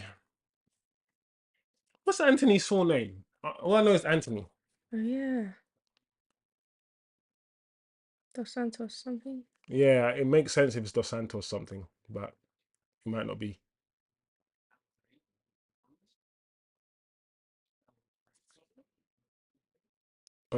He's just not good, Anthony. That's just not the layoffs that he's doing. Is just he ain't got the right touch. Yeah, Anthony Mateus dos Santos. Yeah,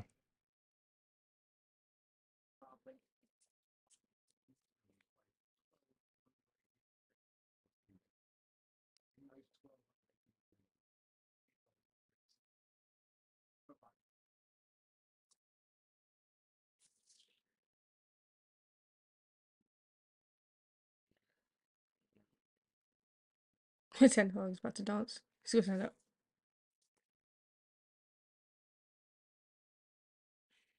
It's back.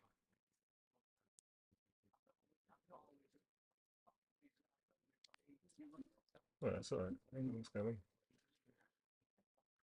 So acting up. It's a bit behind the feed, but it's not too bad. There you go, it's catching up. 53.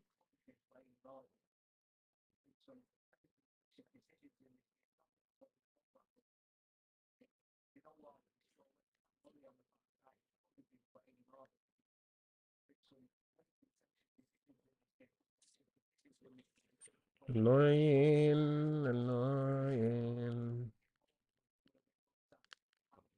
It's watching a slideshow.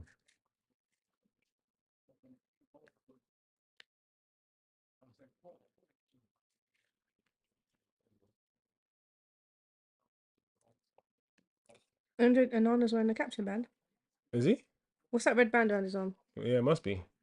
Maybe because he's the only player that stayed on. Mm. I mean, he's the only leader on the pitch, Yeah. literally. Why is Ten Hag still in that? I thought it was frozen, but it's not. He's still in. The goalkeeper's young.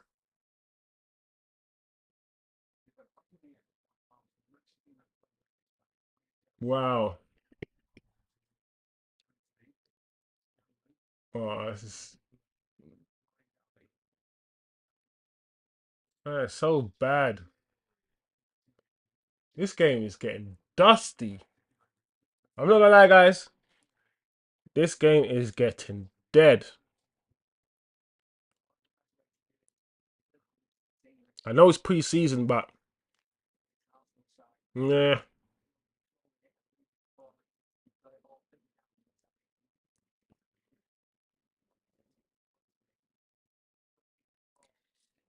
Where we had a good preseason last season, we went into the Prem quite well. We didn't win it, but Mm, it does help when you have a good preseason. But then again, you're reminding me of Arsenal a few years ago when we had a lot of different players coming in, so it's like they all get used to each other. yeah. We have a lot of deadwood. We have a lot of players at United still that are just not good enough and shouldn't be here. And I get scared. I get scared when I hear Ten Hag say things like, "We need Scott McTominay. I don't want to sell him." I'm like, I just hope he's saying that to keep his market value, because I'm not saying he's the problem. I'm just choosing one player just to prove a point that we just have a lot of players who are just not good enough. And like I said, let's see what Ineos do. If we do end up in 7th or 8th position at Christmas, let's see what decisions they make. Mhm. Oh my,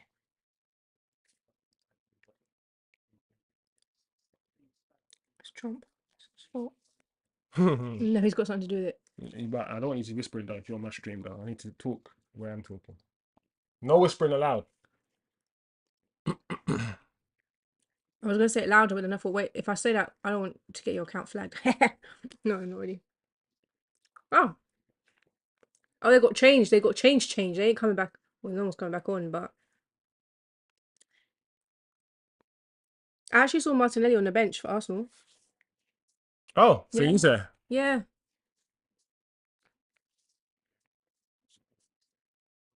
It's interesting, that isn't it? We have certain players not back, and you have Martinelli who's back. Are you sure you saw him? Maybe I'm missing it, but I'm pretty sure. Let me check the lineup on Twitter. Substitutions. You know what? Yeah, it's not Kirill. We're selling Kirill anyway. Save Onana.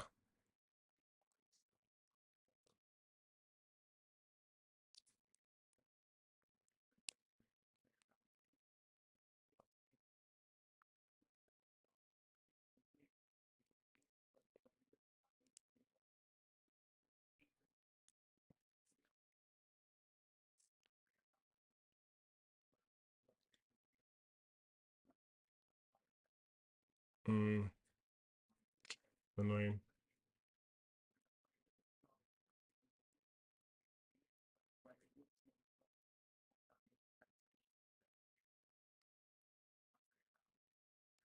Good save from Onana.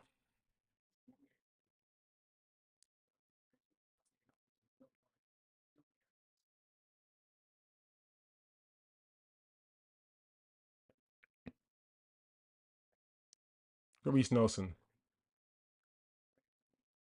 It's literally men against boys now. Yeah, he is on the bench. Martinelli. Maybe, I mean, yeah. All right, fair enough.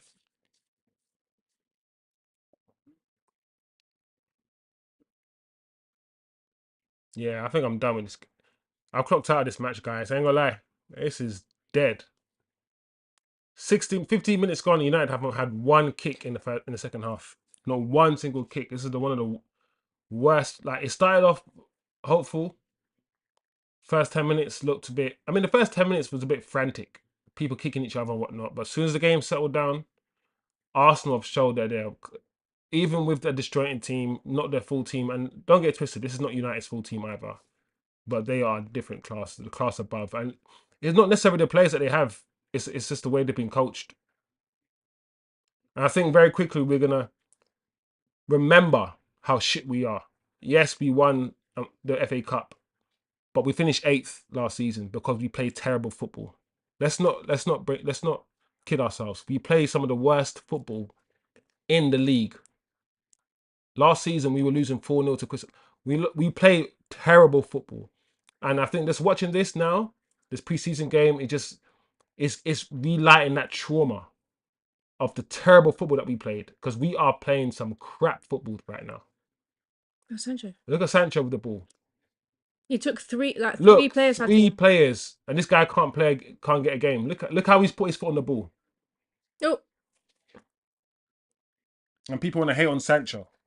Look at him. Look at the class. He's a class above everyone else on our team right now. Imagine if we played possession football rather than the shit football that we play, and players like Ahmad and players like Sancho had loads of touches on the ball and got into the game. We would see a totally different team.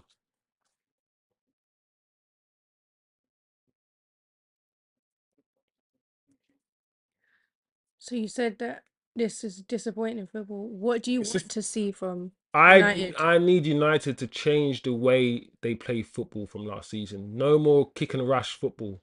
I want them to have control over games. And I know this is Arsenal we're talking about, but I expect us to have a degree of possession still against Arsenal. Still, at least a degree of control. Anthony needs to stop doing that. He needs to stop doing that cut back onto his left shoot business. It's not like, no, it's to stop. He might have scored one goal or 2 goals in his first season like that, but he tries that like 3 times every single game, and yeah, I'll have more faith, yeah, in Ahmad doing that than Anthony, Oh, we're putting on some. because I've actually seen Ahmad actually do it many times, especially for Sunderland. And last season, he did it when we won against Liverpool. He done it at least 2 or 3 times where he's cut back on his left and driven a shot hard and not high, just hard and low into the bottom corner. Anthony needs to stop doing it, because it's so predictable when he does it as well. Like, you know what he's gonna do. All right, so you got Thomas Partey on the field. Lewis Skelly. It's double barrel. How can your double barrel name be Lewis Skelly? That's kind of cool name there. Yeah, but it's Lewis Skelly's just 2 names. Skelly go get Like Skelly. Andre Lewis Skelly, not Lewis Skelly as a double barrel name. What kind of bumper ass? You put Some Gabrielle on as well. some voodoo. Give it back. Let's come backwards. Yeah. The fake Vieira is on as well. Not Patrick. United are just not sharp in their thinking. I noticed that. We're very slow.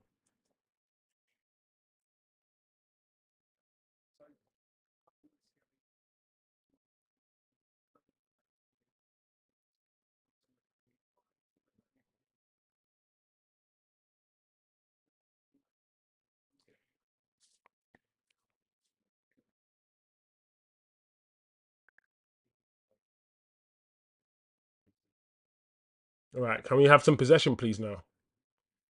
At least a little bit. It's like flipping 2:30 in the morning. Can we just have some? Yeah, man. Play some football now. Oh my gosh, Anthony. Oh, I know it's his first game, I think, but when everybody's on your neck, like everyone's on Anthony's neck and everyone's on his back, and he's just not like, I don't think he's completed one pass, Anthony. All he has to do is control the ball when he's been given the ball, and then pass the ball to another person. Please, just do that one time.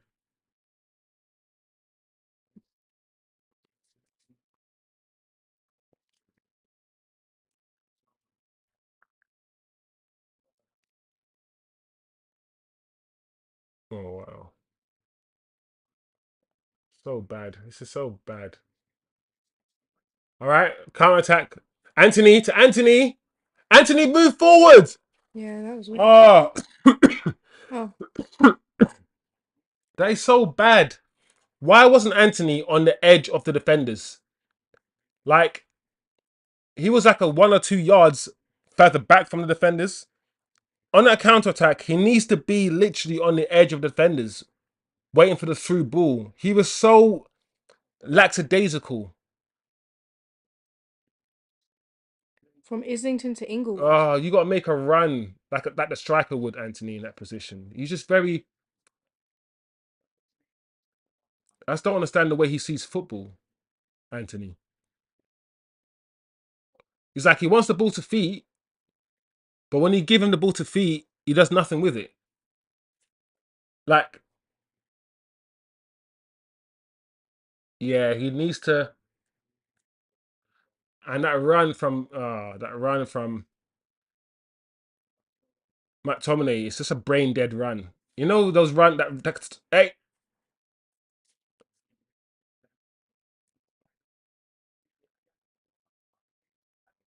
No pen? no penalty, no. All right. This stream is pissing me off. Yeah, it'll be good when we've got the good that when it's actual Prem games. You have to worry about it. Mm, How much is Man United TV anyway? probably like £100 a month or something. Listen, I ain't giving these guys my money. They don't deserve it. Wow. Well done, Johnny Evans. Old man. This old man putting all the other defenders to shame.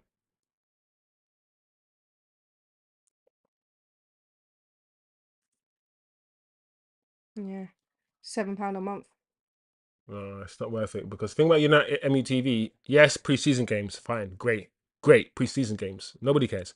Like they don't show any games, any league games, any champion. They don't have the license or the rights to show any other games apart from preseason games. So I don't understand what you get for your £7 a month. Maybe you can just sign up for 1 month and just do the preseasons. Yeah, preseason's almost finished now. I mean, Mm, the season starts in like 2 weeks. it's true.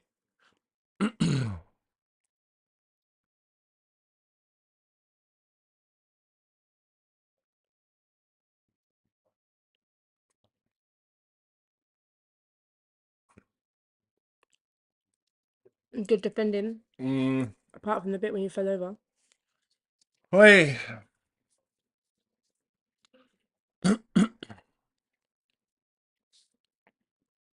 Hope this game has. What would this game do?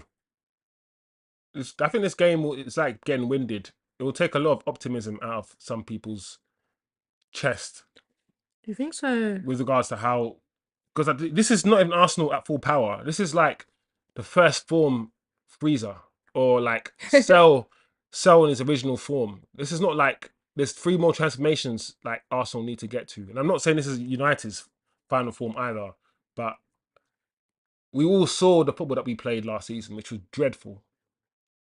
And there needs to be a drastic improvement. And I don't know if there will be. I really don't know if there will be. Well done, Anthony. Just put your foot on the ball. If there's nothing on, rotate the ball. Keep the Mm. ball now. Let's pass and move. Let's go. No standing still. Pass and move. Oh, okay, Anthony.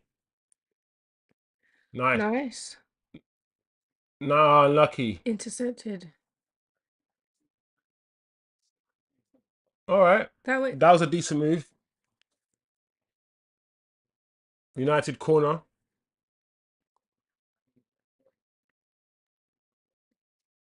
Sancho wanted it as well.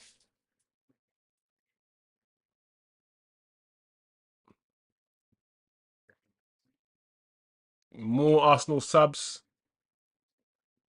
Jesus coming off. Is that his? Yeah. Is it? Limping off. He's always injured as well. No, I don't get mad at players who've been injured. Just it's repeating itself. Yeah, this stream is acting up.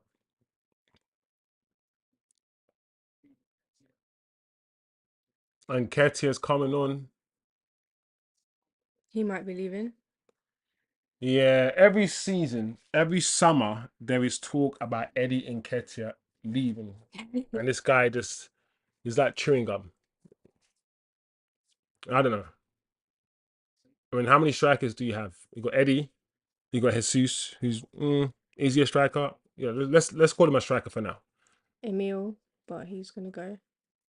Well, Smith Rowe. Yeah. He's not a striker. He's a midfielder. I think you guys don't actually have a striker. I mean, your strikers are Jesus. Many people say he's not even a striker, but whatever. And of course, the German guy. He played up front. Haven't. Havertz, who's not a striker. That is why I was thinking, why haven't Arsenal gone in for a striker? Oi! He could have got a goal there.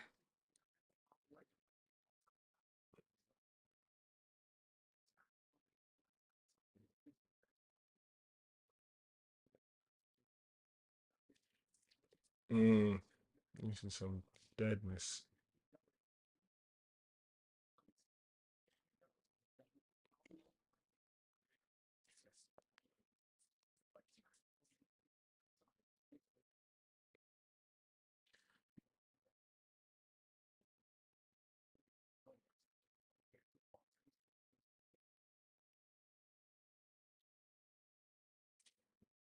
It's a shame.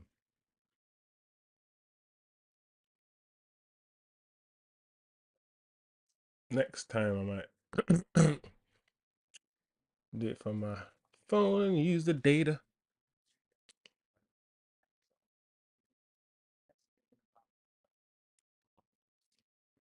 Or you think it's struggling because of the Wi-Fi? Maybe.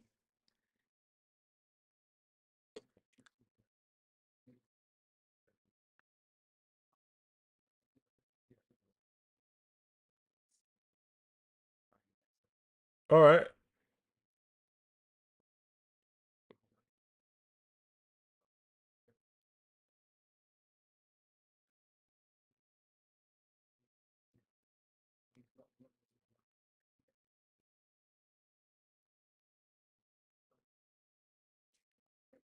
Mine was not on the Wi-Fi. This one's on the data.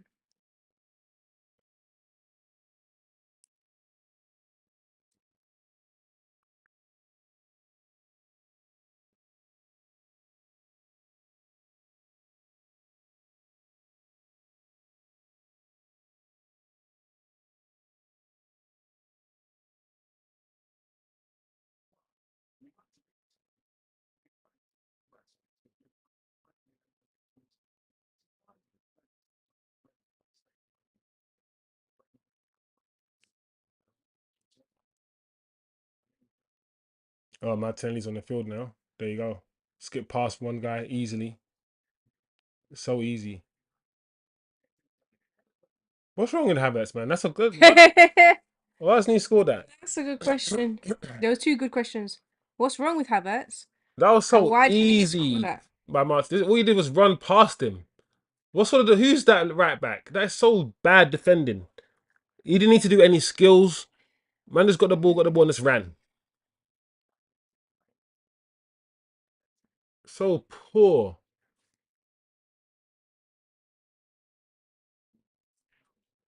Oh, all right. It's corner. So that must have been good defending. I didn't see that. I did not see that.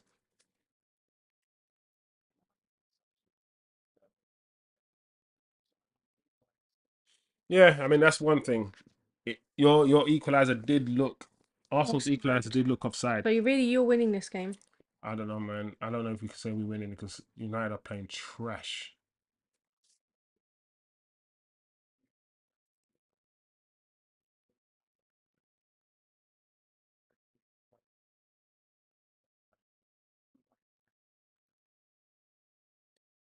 Yeah. Oh, Why would he pass it to a Man United player? That was no, funny. that's not serious, was it? No. Oh,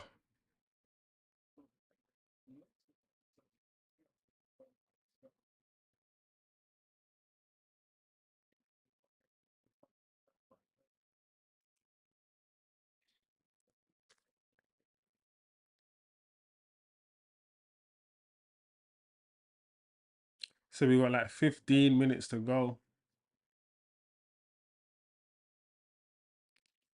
I'm not gonna lie, guys, it's a very disappointing game of football to watch from a Manchester United perspective.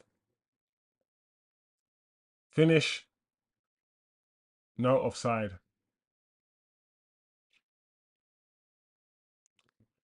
And I hope this reminds the United coaching staff and the board, all members of staff really, that United have a long way to go.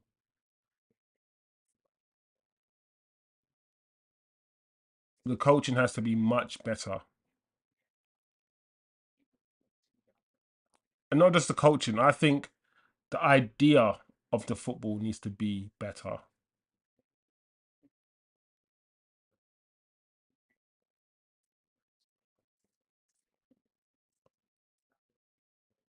The style of football and the type of football that we want to play has to be distinctively different from what we tried to do last season. Last season was a catastrophic failure in terms of football.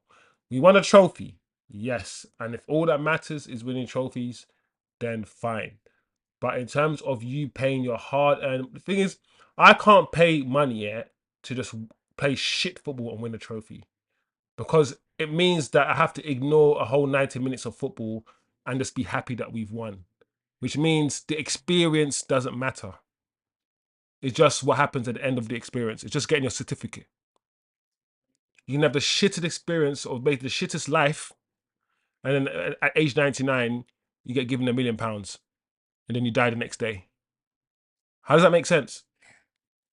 The experience has to matter. The process has to matter, bro. Like I have to enjoy. It's like you pay a ticket to watch something, watch a movie, and the movie is absolutely shit. And at the end of the movie, the good guy wins, but the whole movie is crap. I'm not gonna be happy. It's not just about winning, it's about how you win. It's always been about how you win. Always been. Fergie said it, everyone said it. And the football that we played last season was atrocious. So I just hope, I pray that we get to see some good football this season.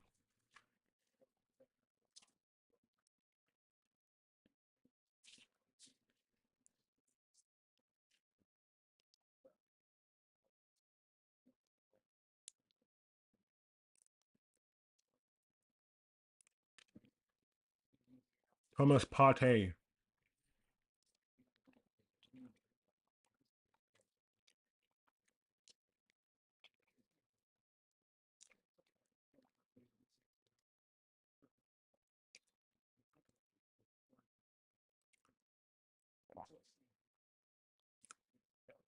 Evans walking like he's injured.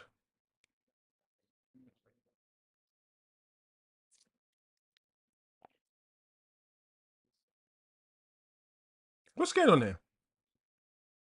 The game started back and everyone's just having a drink. Still. I'm confused. Wheatley. This is a perfect example also of not every single player in the academy needs to be promoted. Not every single player in the academy needs to be training with the first team. 99% of these academy players are trash. And they shouldn't be playing with the first team. Like, back in the day, it used to be very difficult to get into United's first team. Or to even go on to preseason. You had to be a Beckham or a Scholes. You had to be someone really good. And now we got all of these guys coming on tour. Ron Wheatley. It's just like, He's I'm not saying Wheatley's bad, guys. I'm just saying you used to have to be somebody. And now he's just being part of the youth team just means you're probably going to go on tour. And United fans are gonna get gassed. Oh my god, look all the youngsters, and then no, let's not do that. Let's just support the quality, the technical players, the players like Kobe Manu. Because don't forget, Kobe is the same age as all of these youth players. He's 19 years old. In fact, A lot of these youth players, a lot of these youngsters, they're older than him, like Hannibal. And he's 10 times better than all of them. So let's just get good players from the youth team and not just play every youth member when it comes to preseason. I don't care about seeing young players in the youth in preseason. I really don't. Preseason's for the first team to get fitness and to get ready. Not for every single right back and left back and the under 18s or under whatever to play. No.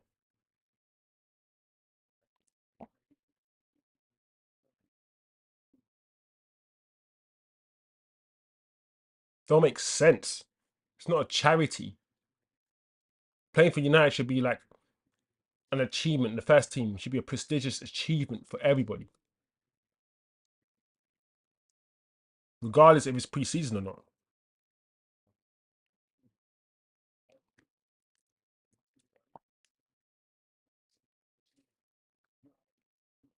Oh,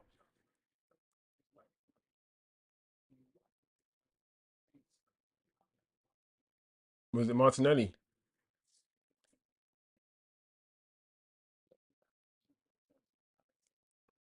I knew that was gonna happen, man.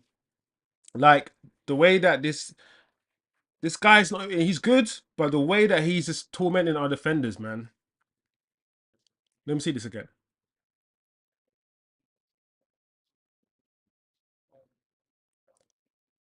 Oh, that's easy.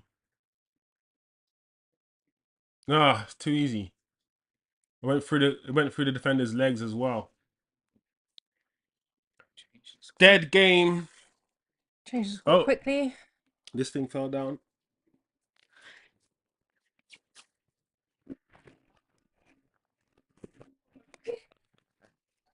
Dead match, dead game.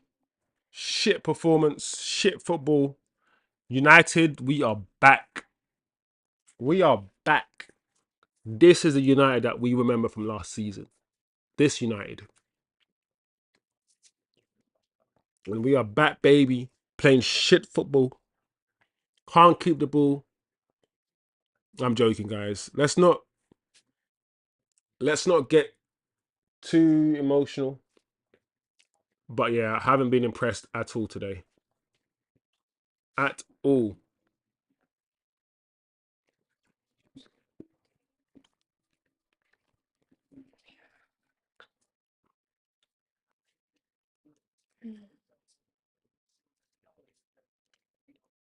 What is the defender doing there?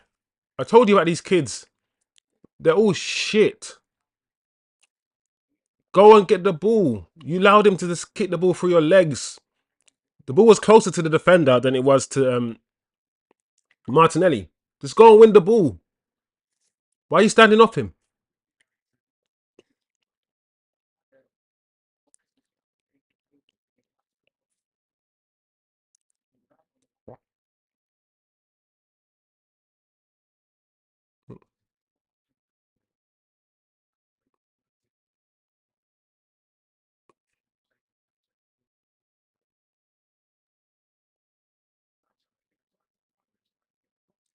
Well done, Jaden. Another corner.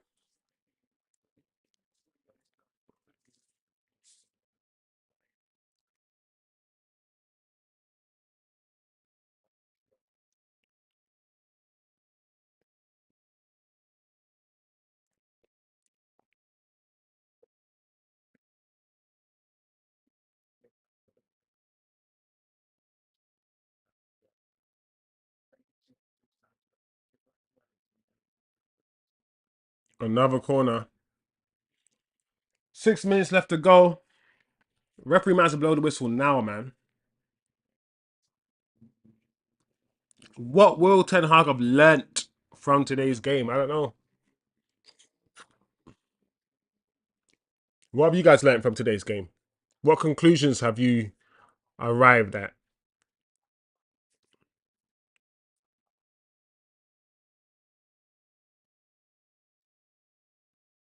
Oh, hit the crossbar.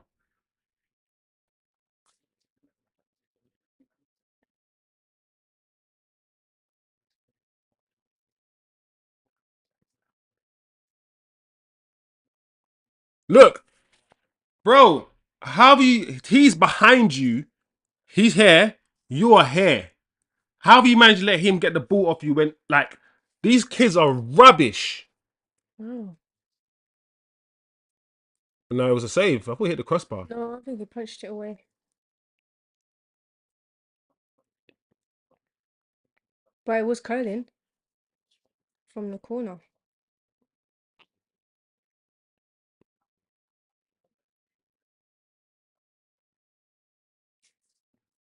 I don't even mind your new kit, you know. I don't mind It's that. blue. And the Snapdragon thing, I don't mind it. It's Yeah. nice to see not some big car company or some big The Chevrolet big. was a disgrace, bruv. Yeah, that one looks crazy because it was gold. It didn't, because it was gold. It didn't match anything. It was just a massive gold thing on the shirt. It was a disgrace. The Snapdragon, at least it's white and red, so it goes with the kit. Mm, And because, and it kind of looks like the Vodafone yeah, kit that we had before. And the Vodafone times is the Ruud van Nistelrooy times. So it's like, yeah, you feel like it's a throwback in a way. yeah, yeah, yeah. Look at Ruud looking all like managerial. It's like the O2 for Arsenal. The Thierry Henry O2 kit. Mhm. You see your coaching, bro. Like, you have to develop a system, Ten Hag, where yes, the quality will decrease when you make changes and when you bring in the youth, but the system doesn't change. The youth team knows how to play the system. The under 23 team knows how to play the system. The reserve team knows how to play the system, and the main team knows how to play the system. That's what you got to do. You got to implement a style of play that's not just transition based, that's also possession based, where all the players can play. Yes, the quality will decrease if you play youth team, but the system and the way of playing shouldn't change. And this, what I'm seeing, is just not it. There's a lot of work to do. A lot of work. The question is, do I trust Ten Hag with the work that is needed? And unless I see changes from last season, I can't say I do. I mean, what would have changed from last season? He's still the same Ten Hag. So we'll see, man. We'll see. Have you got like 3 more preseason games? Something like that, yeah. You got Liverpool.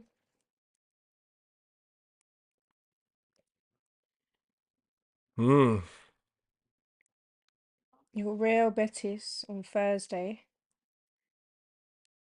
and Liverpool on Sunday. So you got two And then FA Community Shield on. Community Shield City United. Cool. And then we have our First game against first Fulham. game against Fulham, yeah.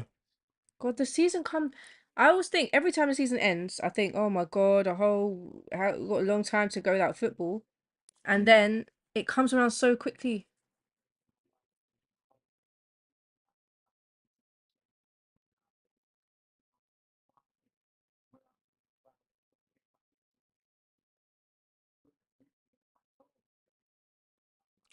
Yeah, I mean, the commentator saying Arsenal went in the game. I think watching a different game. We're clearly that's what I'm trying to say. You guys got to mute the commentary, because with your eyeballs, with your actual eyes in your head, yeah, you've seen Arsenal boss the game. Apart from a few counterattacks that United have had, Arsenal have dominated in possession. They're more assured on the ball. They know what they're doing. And thing is, like I said, they're not even like in second or third gear at the moment. Arsenal, they're not. And his commentator is saying we've allowed Arsenal back into the game. Listen, Arsenal have imposed themselves onto us. They've had more chances than us. Let's not lie. There's no need to lie. We can all watch. We've all seen the game.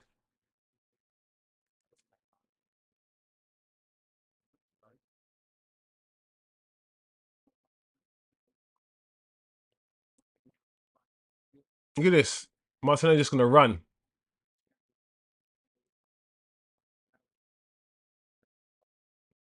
Oh,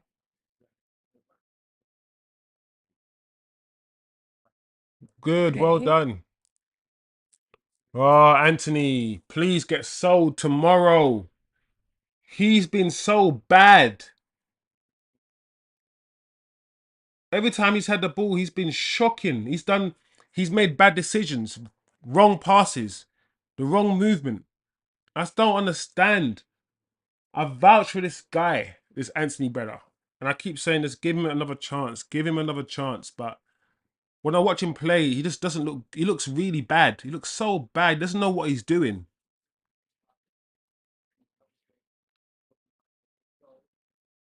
I don't understand how you can't, like, because these guys are professional at the highest level. I don't understand how you can not know what you're doing. It's just weird. Just I feel like I need to tell him to simplify your game, mate. Just get the ball and find another man, pass it, and then move. But even doing that, he can't find another man. He's just really bad. I don't know if it's a confidence thing or what. I have no idea. We can't find Sancho. We can't get the ball to Sancho. Sancho's just there on the field playing with shit players, with dummies. He plays a possession-based football, a possession-based game, and he's playing with players who can't keep the ball, who can't even find him, who have no composure. Yes, he's playing with a lot of kids. To be honest, Anthony's playing with a lot of kids too, but Anthony's getting the ball, but he's just making bad decisions. Sancho's not even getting the ball. And at least whenever Sancho gets the ball in the final third, I feel like he can do something. Speak of him. Speak of Jaden. Jaden, don't piss me off now and do something stupid. Oh, No. so annoying. Yeah, that's not good, Jaden. See, I have to keep it 100. But, oh, don't shoot. Oh my God, Anthony. Don't shoot. Hmm? What are you doing, You man? need to do that. Yeah. Maybe he was like, let me just practice. The match is done. What a dusty game, guys. A very dusty game of football. And we can all admit that this game, even from Arsenal, I think Arsenal will be the happiest with this result, with how the game went, since I think they're behind in pre-season and they outplayed us in every metrics. They came with a young team as well. And to be honest, I'm surprised how many actual first teamers you ended up having. Yeah. With Martinelli, Jesus, Wait, then we but late. Odegaard, the Gabriels. The only person that obviously Saliba wasn't there. Ben White. He was in it. We didn't have Tommy Yasu. Yeah, but yeah.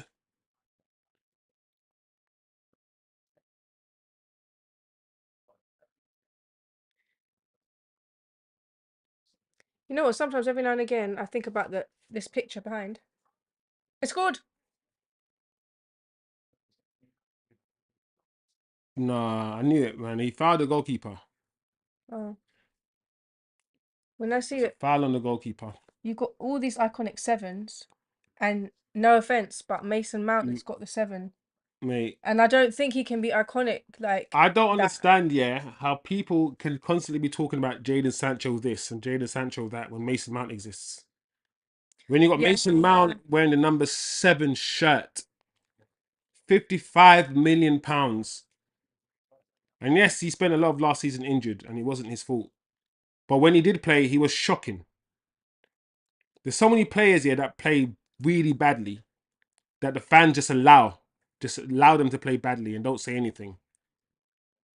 And it's just weird because it shows their bias. And there you have it, guys. I got nothing positive to say really. You know, yeah, you can might as well just chill anyway. Really, stop the clock. Yeah. There you go, guys. I've got nothing really positive to say. What positives can you take out of that game today? We scored a goal. That's a positive. And we played football. And we ran around and we gained better fitness. We now know what we're up against. This Arsenal team are supposed to be the second best team in the league. So technically speaking, let's fall back a little bit and not be too emotional. Let's just say what we saw today. Let's talk about what we saw with our eyes. For large parts of the game, we were outplayed by Arsenal. When Martinelli came on, he was tormenting our fullbacks. The fullbacks and the defense we had in the second half were a bunch of kids. So that is, and they didn't really have kids as defenders, really. So you can argue in one hand or one respect that we were always supposed to lose this game because Arsenal are the better side. However, as I said before at the start of the stream, based on the players that we have and the team that we have, we could have and should have maybe gotten something out of that game. Arsenal were the better side today. They had more control over what they were doing. Yes, they counter-attacked. But not only did they counter-attack, when they did have the ball and the counter-attack wasn't on, they kept the ball, which is something that Manchester United cannot do. We know how to counter-attack and play very quickly on the transition. We do not know how to keep the ball when the counter-attack is not on. If there aren't spaces to run in behind where do we play football basically? It's to suit the Rashfords and the Garnachos and the HOJLUNDs. Guys who can't keep the ball, but are very quick and can play transition football. We need to evolve our game to learn how to play possession football. Because not all teams are going to give you space behind to counter-attack or to play on the transition. As we saw last season, our worst season ever in the Premier League's history is a season where this manager decided to play transition football and play the Garnachos, HOJLUNDs and the Rashfords. That was a failure that failed. So this season, I don't need to see that again. I need to see technical, possession-based football. I need to see United not just exploit spaces in behind, because often there will not be those spaces to exploit. There won't be. Teams will fall back into shape very quickly, fall back into their defensive shape, into their low blocks, into their mid blocks very quickly, which means we're going to have to learn how to stop.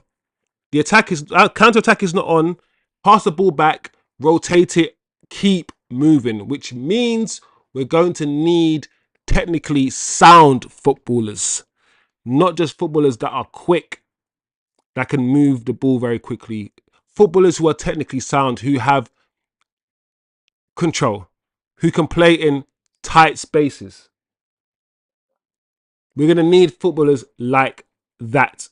And at the moment, I think the manager is caught between footballers who can only really play and exploit spaces, like the Garnachos and the Rashfords, and players like Amads and Sancho's who can pin teams back, who can keep the ball, who can rotate the ball, who can move into different positions, because Sancho can go wide, he can go into the middle, so can Amad, so on and so forth. The identity for me needs to be formed. What's going on here? What is this nonsense? Penalties? For what reason? I don't understand. Americans, listen, Americans I know they don't do draws. I get it. Americans don't do draws. But Arsenal won the match. So why are we doing penalties? This is crazy. All right. Well, it looks like we're watching a penalty shootout.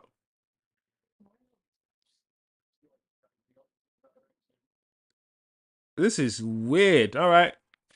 Arsenal have scored the first penalty, guys. So we're now apparently watching, or we're doing a penalty shootout. Just because. I mean, to be fair, it's a pre-season game, right? And we're supposed to be getting ready for the season. So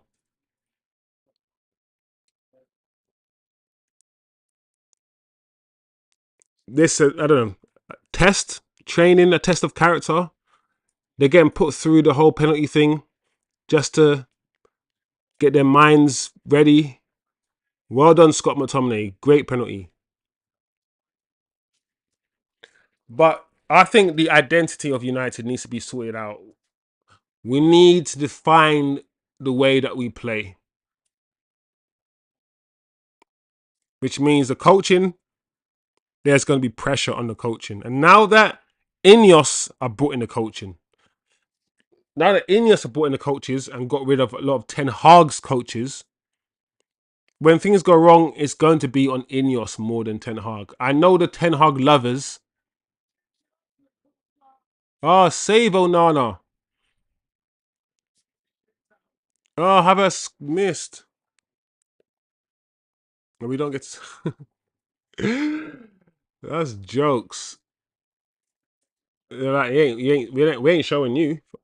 But yeah, it's gonna be very interesting because I know a lot of people will defend if Ten Hag relegated Manchester United. There'll be a lot of United fans on the United stand and all those shit YouTube channels defending the manager. I cannot stand Mark Goldbridge and I cannot stand the United stand. And I'll say it out loud. I don't care who comes for me. I don't care, Mark Goldbridge. I'm a little man YouTube channel, so it doesn't really matter. I can say what I want. I'm more for the independent United channels. I'm more for the guys who say, even though I don't agree with a lot of what they say, I don't agree with many of what they say. The Adams, the Rants and Bants, like I said, the Saeed TVs, those sort of guys. Oh my lord! So what happens if Man United win the penalty shootout? Do they win the game even though they lost the game?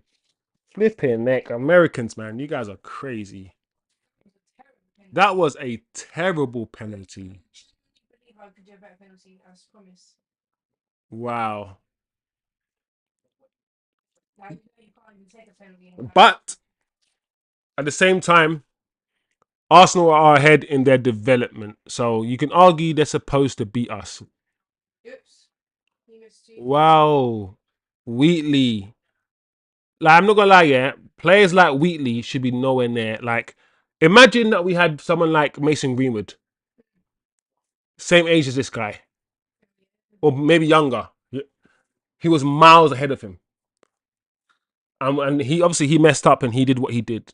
But those are the kind of players that need to break through. Players of that quality. We don't ever need to see people like Wheatley. Like, I don't like the fact that every single youngster that comes out or plays for the academy, everyone's like, oh, play Wheatley, play this, play that. No, they have to be exceptional, guys. Stop lowering your standards. If they're not exceptional, don't get all emotional over these young players just because they're young players. It's just so, like, if you got keep reminding people of the age of the player, it means that they're probably not that good. Like, nobody cared that Wayne Rooney was 17. He at 17 years old, he was already better than most strikers. Michael Owen at 18 was better than most strikers. If you're not a baller, an absolute baller like a Paul Pogba at 18 or whatever it might be, if you're not an absolute baller at age 18, then I don't want to hear about it. I really don't want to hear. If you're not Mason Greenwood level footballer at the age of 17, 18, badding it up, I really don't want to hear about it. It's too much emotion when it comes to these young players that are just not good enough. It's weird to me. It's very weird. But it is what it is. It is what it is, guys. But yeah, this season will be very interesting. What type of football will United play this season? That's what I want to know.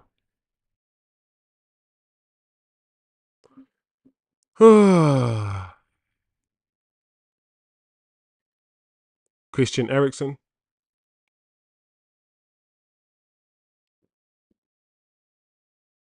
Oh my gosh. Eriksen. Oh man, we'll never know.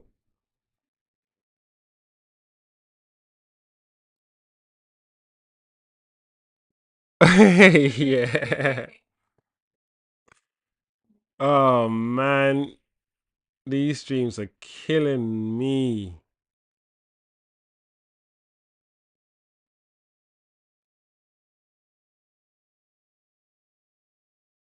See what happens now.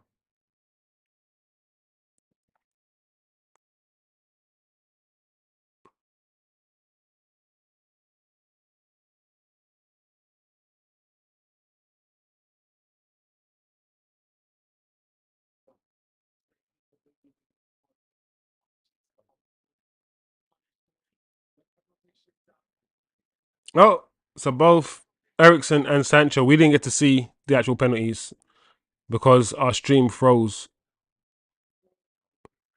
But United have won the penalty shootout, guys. Jadon Sancho scored the last penalty for Manchester United. I think it was 4-2 on penalties. Whatever that means, I don't really understand why we went to penalties. I don't understand why they had to happen. But since this is a preseason friendly, why not, eh? Why not?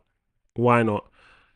It wasn't a good game to watch. If you're a neutral, you don't care for either team, and you're watching this, you're gonna say this is some BS. This wasn't a good game. As a Manchester United fan, I wasn't impressed by the way we played at all. In the first half, we were better. Second half, we were absolutely trash. And in fact, only the first 15 minutes we were decent.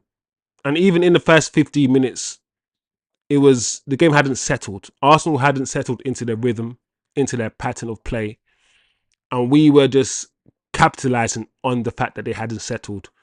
The counter-attacks that we had, the transitions, some of the football that we, especially in the first 15, 20 minutes, was good. But that didn't last long. And very quickly, Arsenal got into their groove, got into their patterns, started playing football, and we looked like boys. We look like little boys playing. And like I said, we need to define now our identity. I do not want to see this transition football and see Garnacho and Rashford and HOJLUND. I don't want to see that. We saw that last season, guys, and we were crap because of it. We were shit because of it. So I do not want to see that again. Add Bruno to that, who loses the ball all the time. Rashford, who loses the ball all the time. Garnacho, who loses the ball all the time. HOJLUND, who loses the ball all the time. What type of football? Now let's think about this without being emotional, just logically. If you have those four players who we all see lose the ball often because they just get the ball, not Bruno, because he can't dribble, but they get the ball and they just run at their man, lose the ball. Get the ball, run at your man, lose the ball. Receive the ball, run at your man, lose the ball. Maynard under pressure. Casemiro by himself in the midfield. Not them goal. Garnacho gets the ball, tries to beat his man. They win the ball back. Counter attack. Casemiro by himself in the midfield. They score. Time and time again, we saw this. So we need footballers who can say, do you know what? I can't beat my man. There's four defenders in front of me. I'm not going to try to run and beat them all. What I'm going to do is keep the ball and give it. I'm going to rotate the ball. I'm going to keep possession and try to find another opening. We need more players like that. We need to find a way to play like that. To pin teams back the way Man City and Arsenal do. And keep it moving. Keep the ball moving. But we can't play like that. Because once our attack is over, once we've tried to counter-attack and it's failed, we lose the ball. Because someone tries a crazy pass. Bruno will try a pass that's not on. That's impossible. Somebody like Rashford playing on the left will try to cut in on his right foot like he always does and run into 3 or 4 defenders like a headless chicken. We'll lose the ball. They will counter attack. We will have one person in the midfield, which is Casemiro by himself, and then we'll concede. Rinse and repeat. The manager has to change that, and he has to play a more controlled possession style football. Yes, we need to counter attack and exploit the spaces in behind, but we need to rotate and keep the ball. That's what I need to see this season. I need to see good football. I need to see combination play. That's what I want to see this season. This match wasn't it. We did not see it. We saw it in glimpses, maybe in the first half. But other than that, we did not see that type of football in this match, which is very disappointing because I really thought United today, we're going to beat Arsenal. and we didn't. Does that matter in the grand scheme of things? No, of course not. It's a preseason friendly. But bragging rights is important. Confidence going into the season is important. And what this might have done is show a lot of players that, do you know what? We've got a lot of work to do. We still got Maguire here. We still got Lindelof here. We're still playing with Johnny Evans, a 50-year-old. He's not 50, by the way. But old man at the back. Our defence is the same. Hold on a second. We still don't have a fullback coming in. We're still playing with Aaron Wan-Bissaka. Hold on. We still got Ericsson, who's got no legs. And Casemiro, hold on. We still got Anthony. HOJLUND, hold on. What's changed? Nothing so far. So we've got work to do. We have work to do, guys. I'm not gonna lie. So it is what it is. Like I said, the game wasn't that good. Ahmad, I think he still can. He still can be the guy on the right hand side. Ahmad. I still think he can own that right hand side. But at the same time, I know that we have players that we can rotate. In some games, we want to keep possession of the ball. Play Ahmad and play Jadon Sancho. Play those sort of players if you want to keep control of the game, maintain possession. In some games, you might want to play more on the transition. You might want to play more on the counter attack, and therefore you might want to play the Garnachos and the Rashfords. It's about playing players maybe in different game situations, and within one game you have different periods of play. You have times within a game where you're under pressure. You have times in a game where you're putting the other team under pressure, and you might want to take off a Jadon Sancho in the 70th minute because you need someone to run in behind. It's about game management, and I think we have different profiles now, different profiles of attackers where we can mix and match within a game, not just between games, which is good. However, that I don't think that should take away from having a defining style of play, right? You can still have a defining style of play while managing a game and changing your approach within that game while still having a fundamental, principled style of play. Rashford played all right today. I'm worried about Lenny YORO. He's an 18-year-old kid. He's played a lot of games as an 18-year-old in the first team in France. And he's come over here in his second game and he's injured. What does that mean? Do we look at the French league? Because the French league is physical. It is a physical league. So what does that mean? Do we look at the French league as, I don't know, not as physical, not physically preparing him, not physically conditioning him? Because this match was quite fast paced. It was quite rough, especially in the first half. We were stomping on heads. Like I said, Odegaard was getting clamped. Jesus was getting punched up. So it's a worry for me that Lenny's already injured in pre-season. Rasmus, he took his goal well. He took his goal well today. And it's a shame, actually, that he's gone off injured because I criticised him and I gave my objective feedback on how I saw him play last season and in the Euros.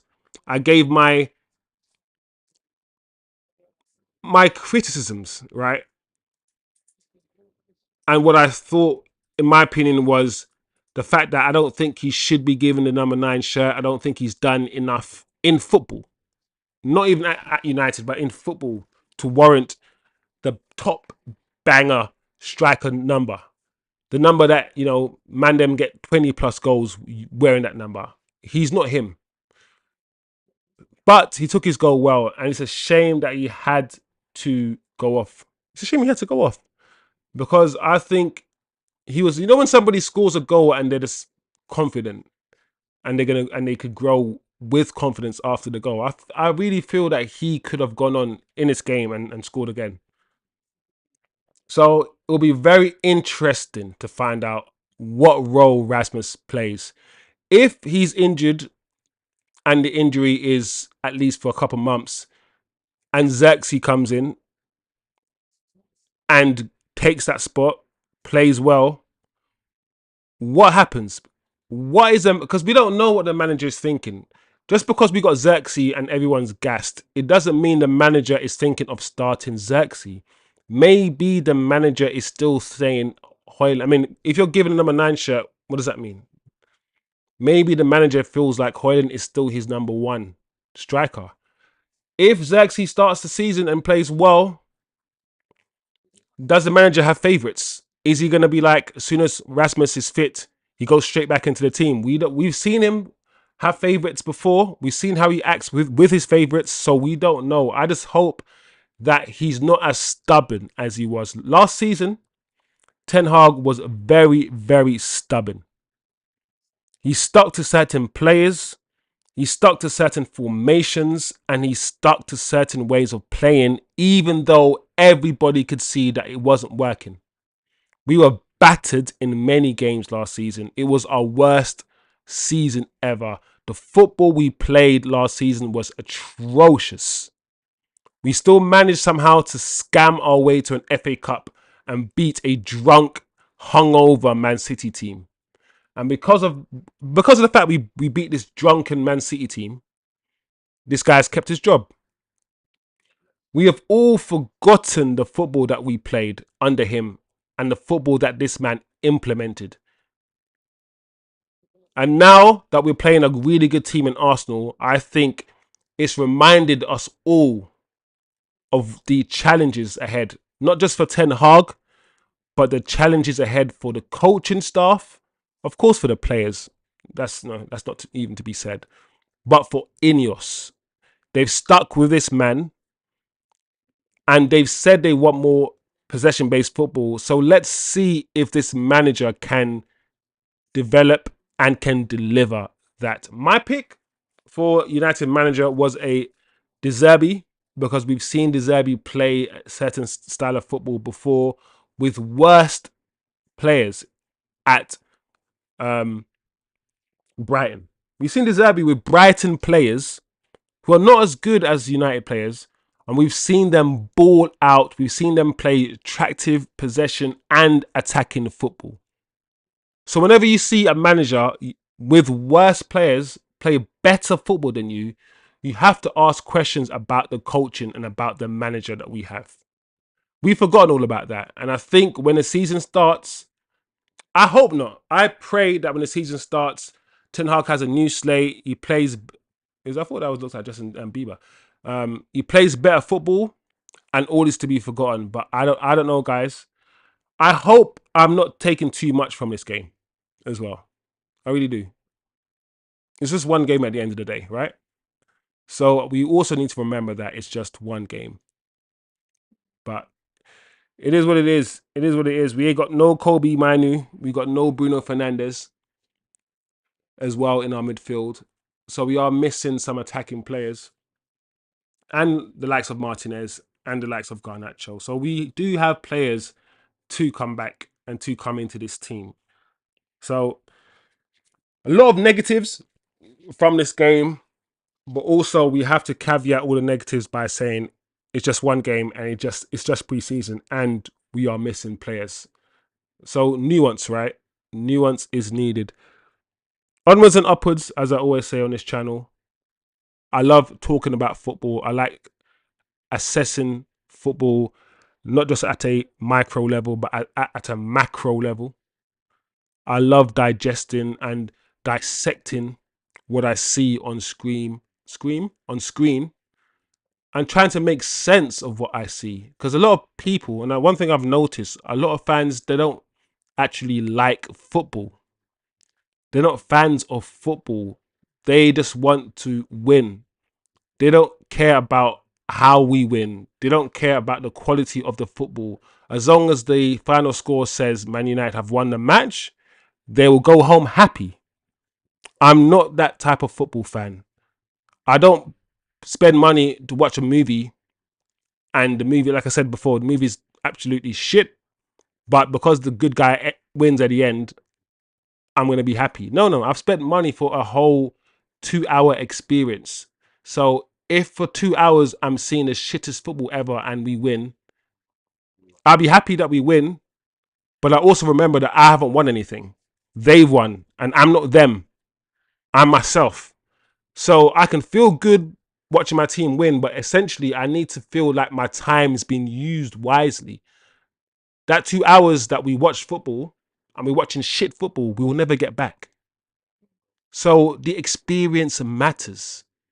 Like I said, Fergie will tell you how we win matters, not just the fact that we have won. And that is what I want to see this season. A whole transformation, a whole change in mindset in the way that we play football. I hope we get more signings over the line. I do not want Mazraoui. I really don't. But if we get him, he's still probably an upgrade to Aaron Wan-Bissaka. So it is what it is. Even though I want Everton now to just get bankrupt, the way that they're trying to charge us 60 M's for Branthwaite, they're cheeky. They're very, very cheeky. And I see that the takeover bid for Everton has fallen through. It's not going to happen. In fact, I think the news is saying that Everton they don't have any money. So a club that doesn't have any money, that need money, are trying to play hardball. No. I don't want anything positive for Everton. I want Everton to get relegated. Just for that. So in a way, because of that, I want to be petty and say, suck your mother. I'm not going to give you no money for Branthwaite. I hope Man United go in for Branthwaite in the last few days of the transfer window and offer like 30 million. Just to see what Everton do. But at the same time, I think we need Branthwaite. If Lenny YORO is injured, we need either De Ligt, which it seems he's going to Madrid, or Branthwaite. We need somebody. So pride aside, pettiness aside, go and get Branthwaite. Go and get him. Go back in for him. Test Everton one last time to see what they do. Ugarte, if we get him, good. We need a bit of combativeness in midfield. But at the same time, if we had to get one number 6 or one player to play in the pivot, I would prefer to get Zubimendi, even though he's a different profile of player. I do not believe United have that player who can play out from the back. And Zubimendi would be that player for me. A lot of United fans want Zubimendi. I don't think United can get him. But at the same time, I said that about Lenny. And we got Lenny YORO. So who knows? PSG are wanting 60 M's for Ugarte. They can go. They can get lost with that. No swap deals. If United let go of Sancho now, especially after seeing what they've seen in the preseason so far, they would be crazy. If you are a United fan who just filled with loads of hate and loads of emotion and can't think, if you still want Jadon Sancho out and start the season with the same wingers that gave you 8th position last season, then you are on some Colombian crack. Fully. If you want to start the season with the same wingers, the Garnacho, Anthony, Ahmad, and Rashford, that gave you 8th position last season with no changes, then something's wrong with you. Your agenda is just hurting the football club. And I think some fans, deep down, it's about feelings. It's religion. So there's loads of fans who want to feel good with seeing Garnacho and Rasmus HOJLUND and all the pictures and getting all the poses and hitting them two with Kobe as the future, and they want to feel good and finish 8th. Finishing 8th shouldn't make you feel good. You shouldn't be like, oh, we finished 8th, but I feel good because Garnacho. No, it should be, this is crap because we finished 8th. Fuck Garnacho. Fuck everything else because we finished 8th. Like, United with their PRs managed to brainwash so many United fans, so many, in accepting mediocrity. Mediocre footballers. And on this channel, we're going to reset this whole thing. We're going to reset it. Because on this channel, we talk about technical footballers. Technical footballers with good fundamentals. And a lot of United footballers now do not have, for me, the necessary fundamentals to be at the club. They do not. It will be a very interesting season ahead. Ten Hag, new lease of life. What is he going to do with his 10th life? Cats have 9. This guy's got a 10th life. What's he going to do with it? Anthony. Anthony is a problem. I've defended Anthony. When he first came and he did all this round and round circle stuff, I was like, this is entertaining, and United play entertaining football. I don't mind it. But it's been 2 seasons now, and he's now going into his 3rd season. This preseason game is his first football match. First game, I think. I believe. So, I'm not going to go fully hard on him. But I will say this. He was shit today. He was shit. He didn't do anything good. Nothing. I need substance from this guy. Like, Sancho's not a pace and power player. And Sancho didn't have a great second half of football either. But at least I feel when Sancho has the ball, Sancho has at least an idea of what he wants to do with it. And if nothing is on, if he can't play it forward or can't dribble forward Sancho, he will pass the ball back and try to rotate the ball and try to probe, try to keep possession. I feel like Sancho has an idea of what he wants to do. I don't know if Anthony has that footballing IQ that is needed. I don't think he's intelligent enough to, like, when he gets the ball, see that there is space on the right for him to run. So why don't I just run down the wing, down the byline? Why do I need to always cut in? Like, Anthony will have the ball. There'll be space down the right-hand side for him to dribble into or for him to run into. And he will still try to cut in into a crowded area on his left foot. That to me screams lack of football intelligence. Maybe if he had a fullback that was overlapping, that could help him and Sancho. But for me, Anthony too often makes the wrong decision. So I don't know what's going to happen with 5 wingers and zirkzee, who can often drift wide. It's going to be very interesting. Eriksen needs to go. Aaron Wan-Bissaka needs to go as long as we get a replacement in for him. And yeah, we'll just have to see what happens, guys. We'll just have to see what happens. It wasn't a good game, but I hope the coaching staff and Ten Hag have learnt something from this game. It will show them how far away they are and where they need to get to. That's what this game will show them. We will be back again, guys. Smash the like, share the video. Real talk here, real football talk, dissecting the games properly on this channel. That's what we do. That's what we do, guys. Hold tight, like I said, all the other YouTubers out there that are big in this game, that are badding up.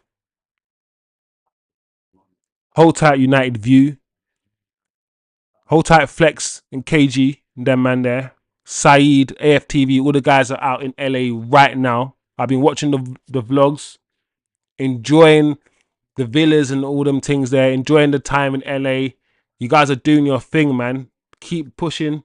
I'm going to keep pushing this channel. So watch this space.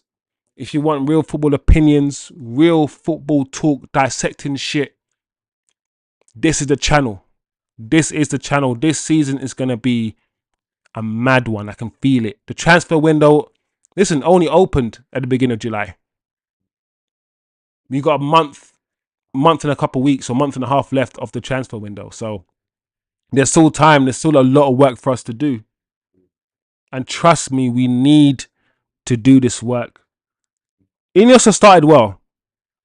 Let's not kid ourselves. Ineos have started well. Things have slowed down a little bit. And I think the reason why things have slowed down is because there haven't been, apart from Mason Greenwood, who we got decent amount of money for, there haven't been too many outgoings. And I think we need to raise some more money. That's one of the main things that are happening. So it's 3:43 in the morning. If you're straggling, if you're passing through, smash the like, guys. We got one more game, I think. Real Betis. And we got Liverpool as well coming up. So yeah, let's do this, man. Let's do this. I'm out, man. I'm good now. I think I have said all I needed to say. Smash the like, guys. Enjoy your day, enjoy your week, and I'll be back maybe I think on Thursday if I can with another watch along. But yeah, I've just been told that the game on Thursday is at 3 a.m., which means there is no watch along. There is no watch along. I'm gonna try. I'm gonna try a thing, but don't hold me to it. Don't hold me to it because sometimes people need to sleep. Sometimes they do, and sleep is important. But I'm gonna try a thing. Anyway, guys, have a good one, man. Take care, man. Peace out, love.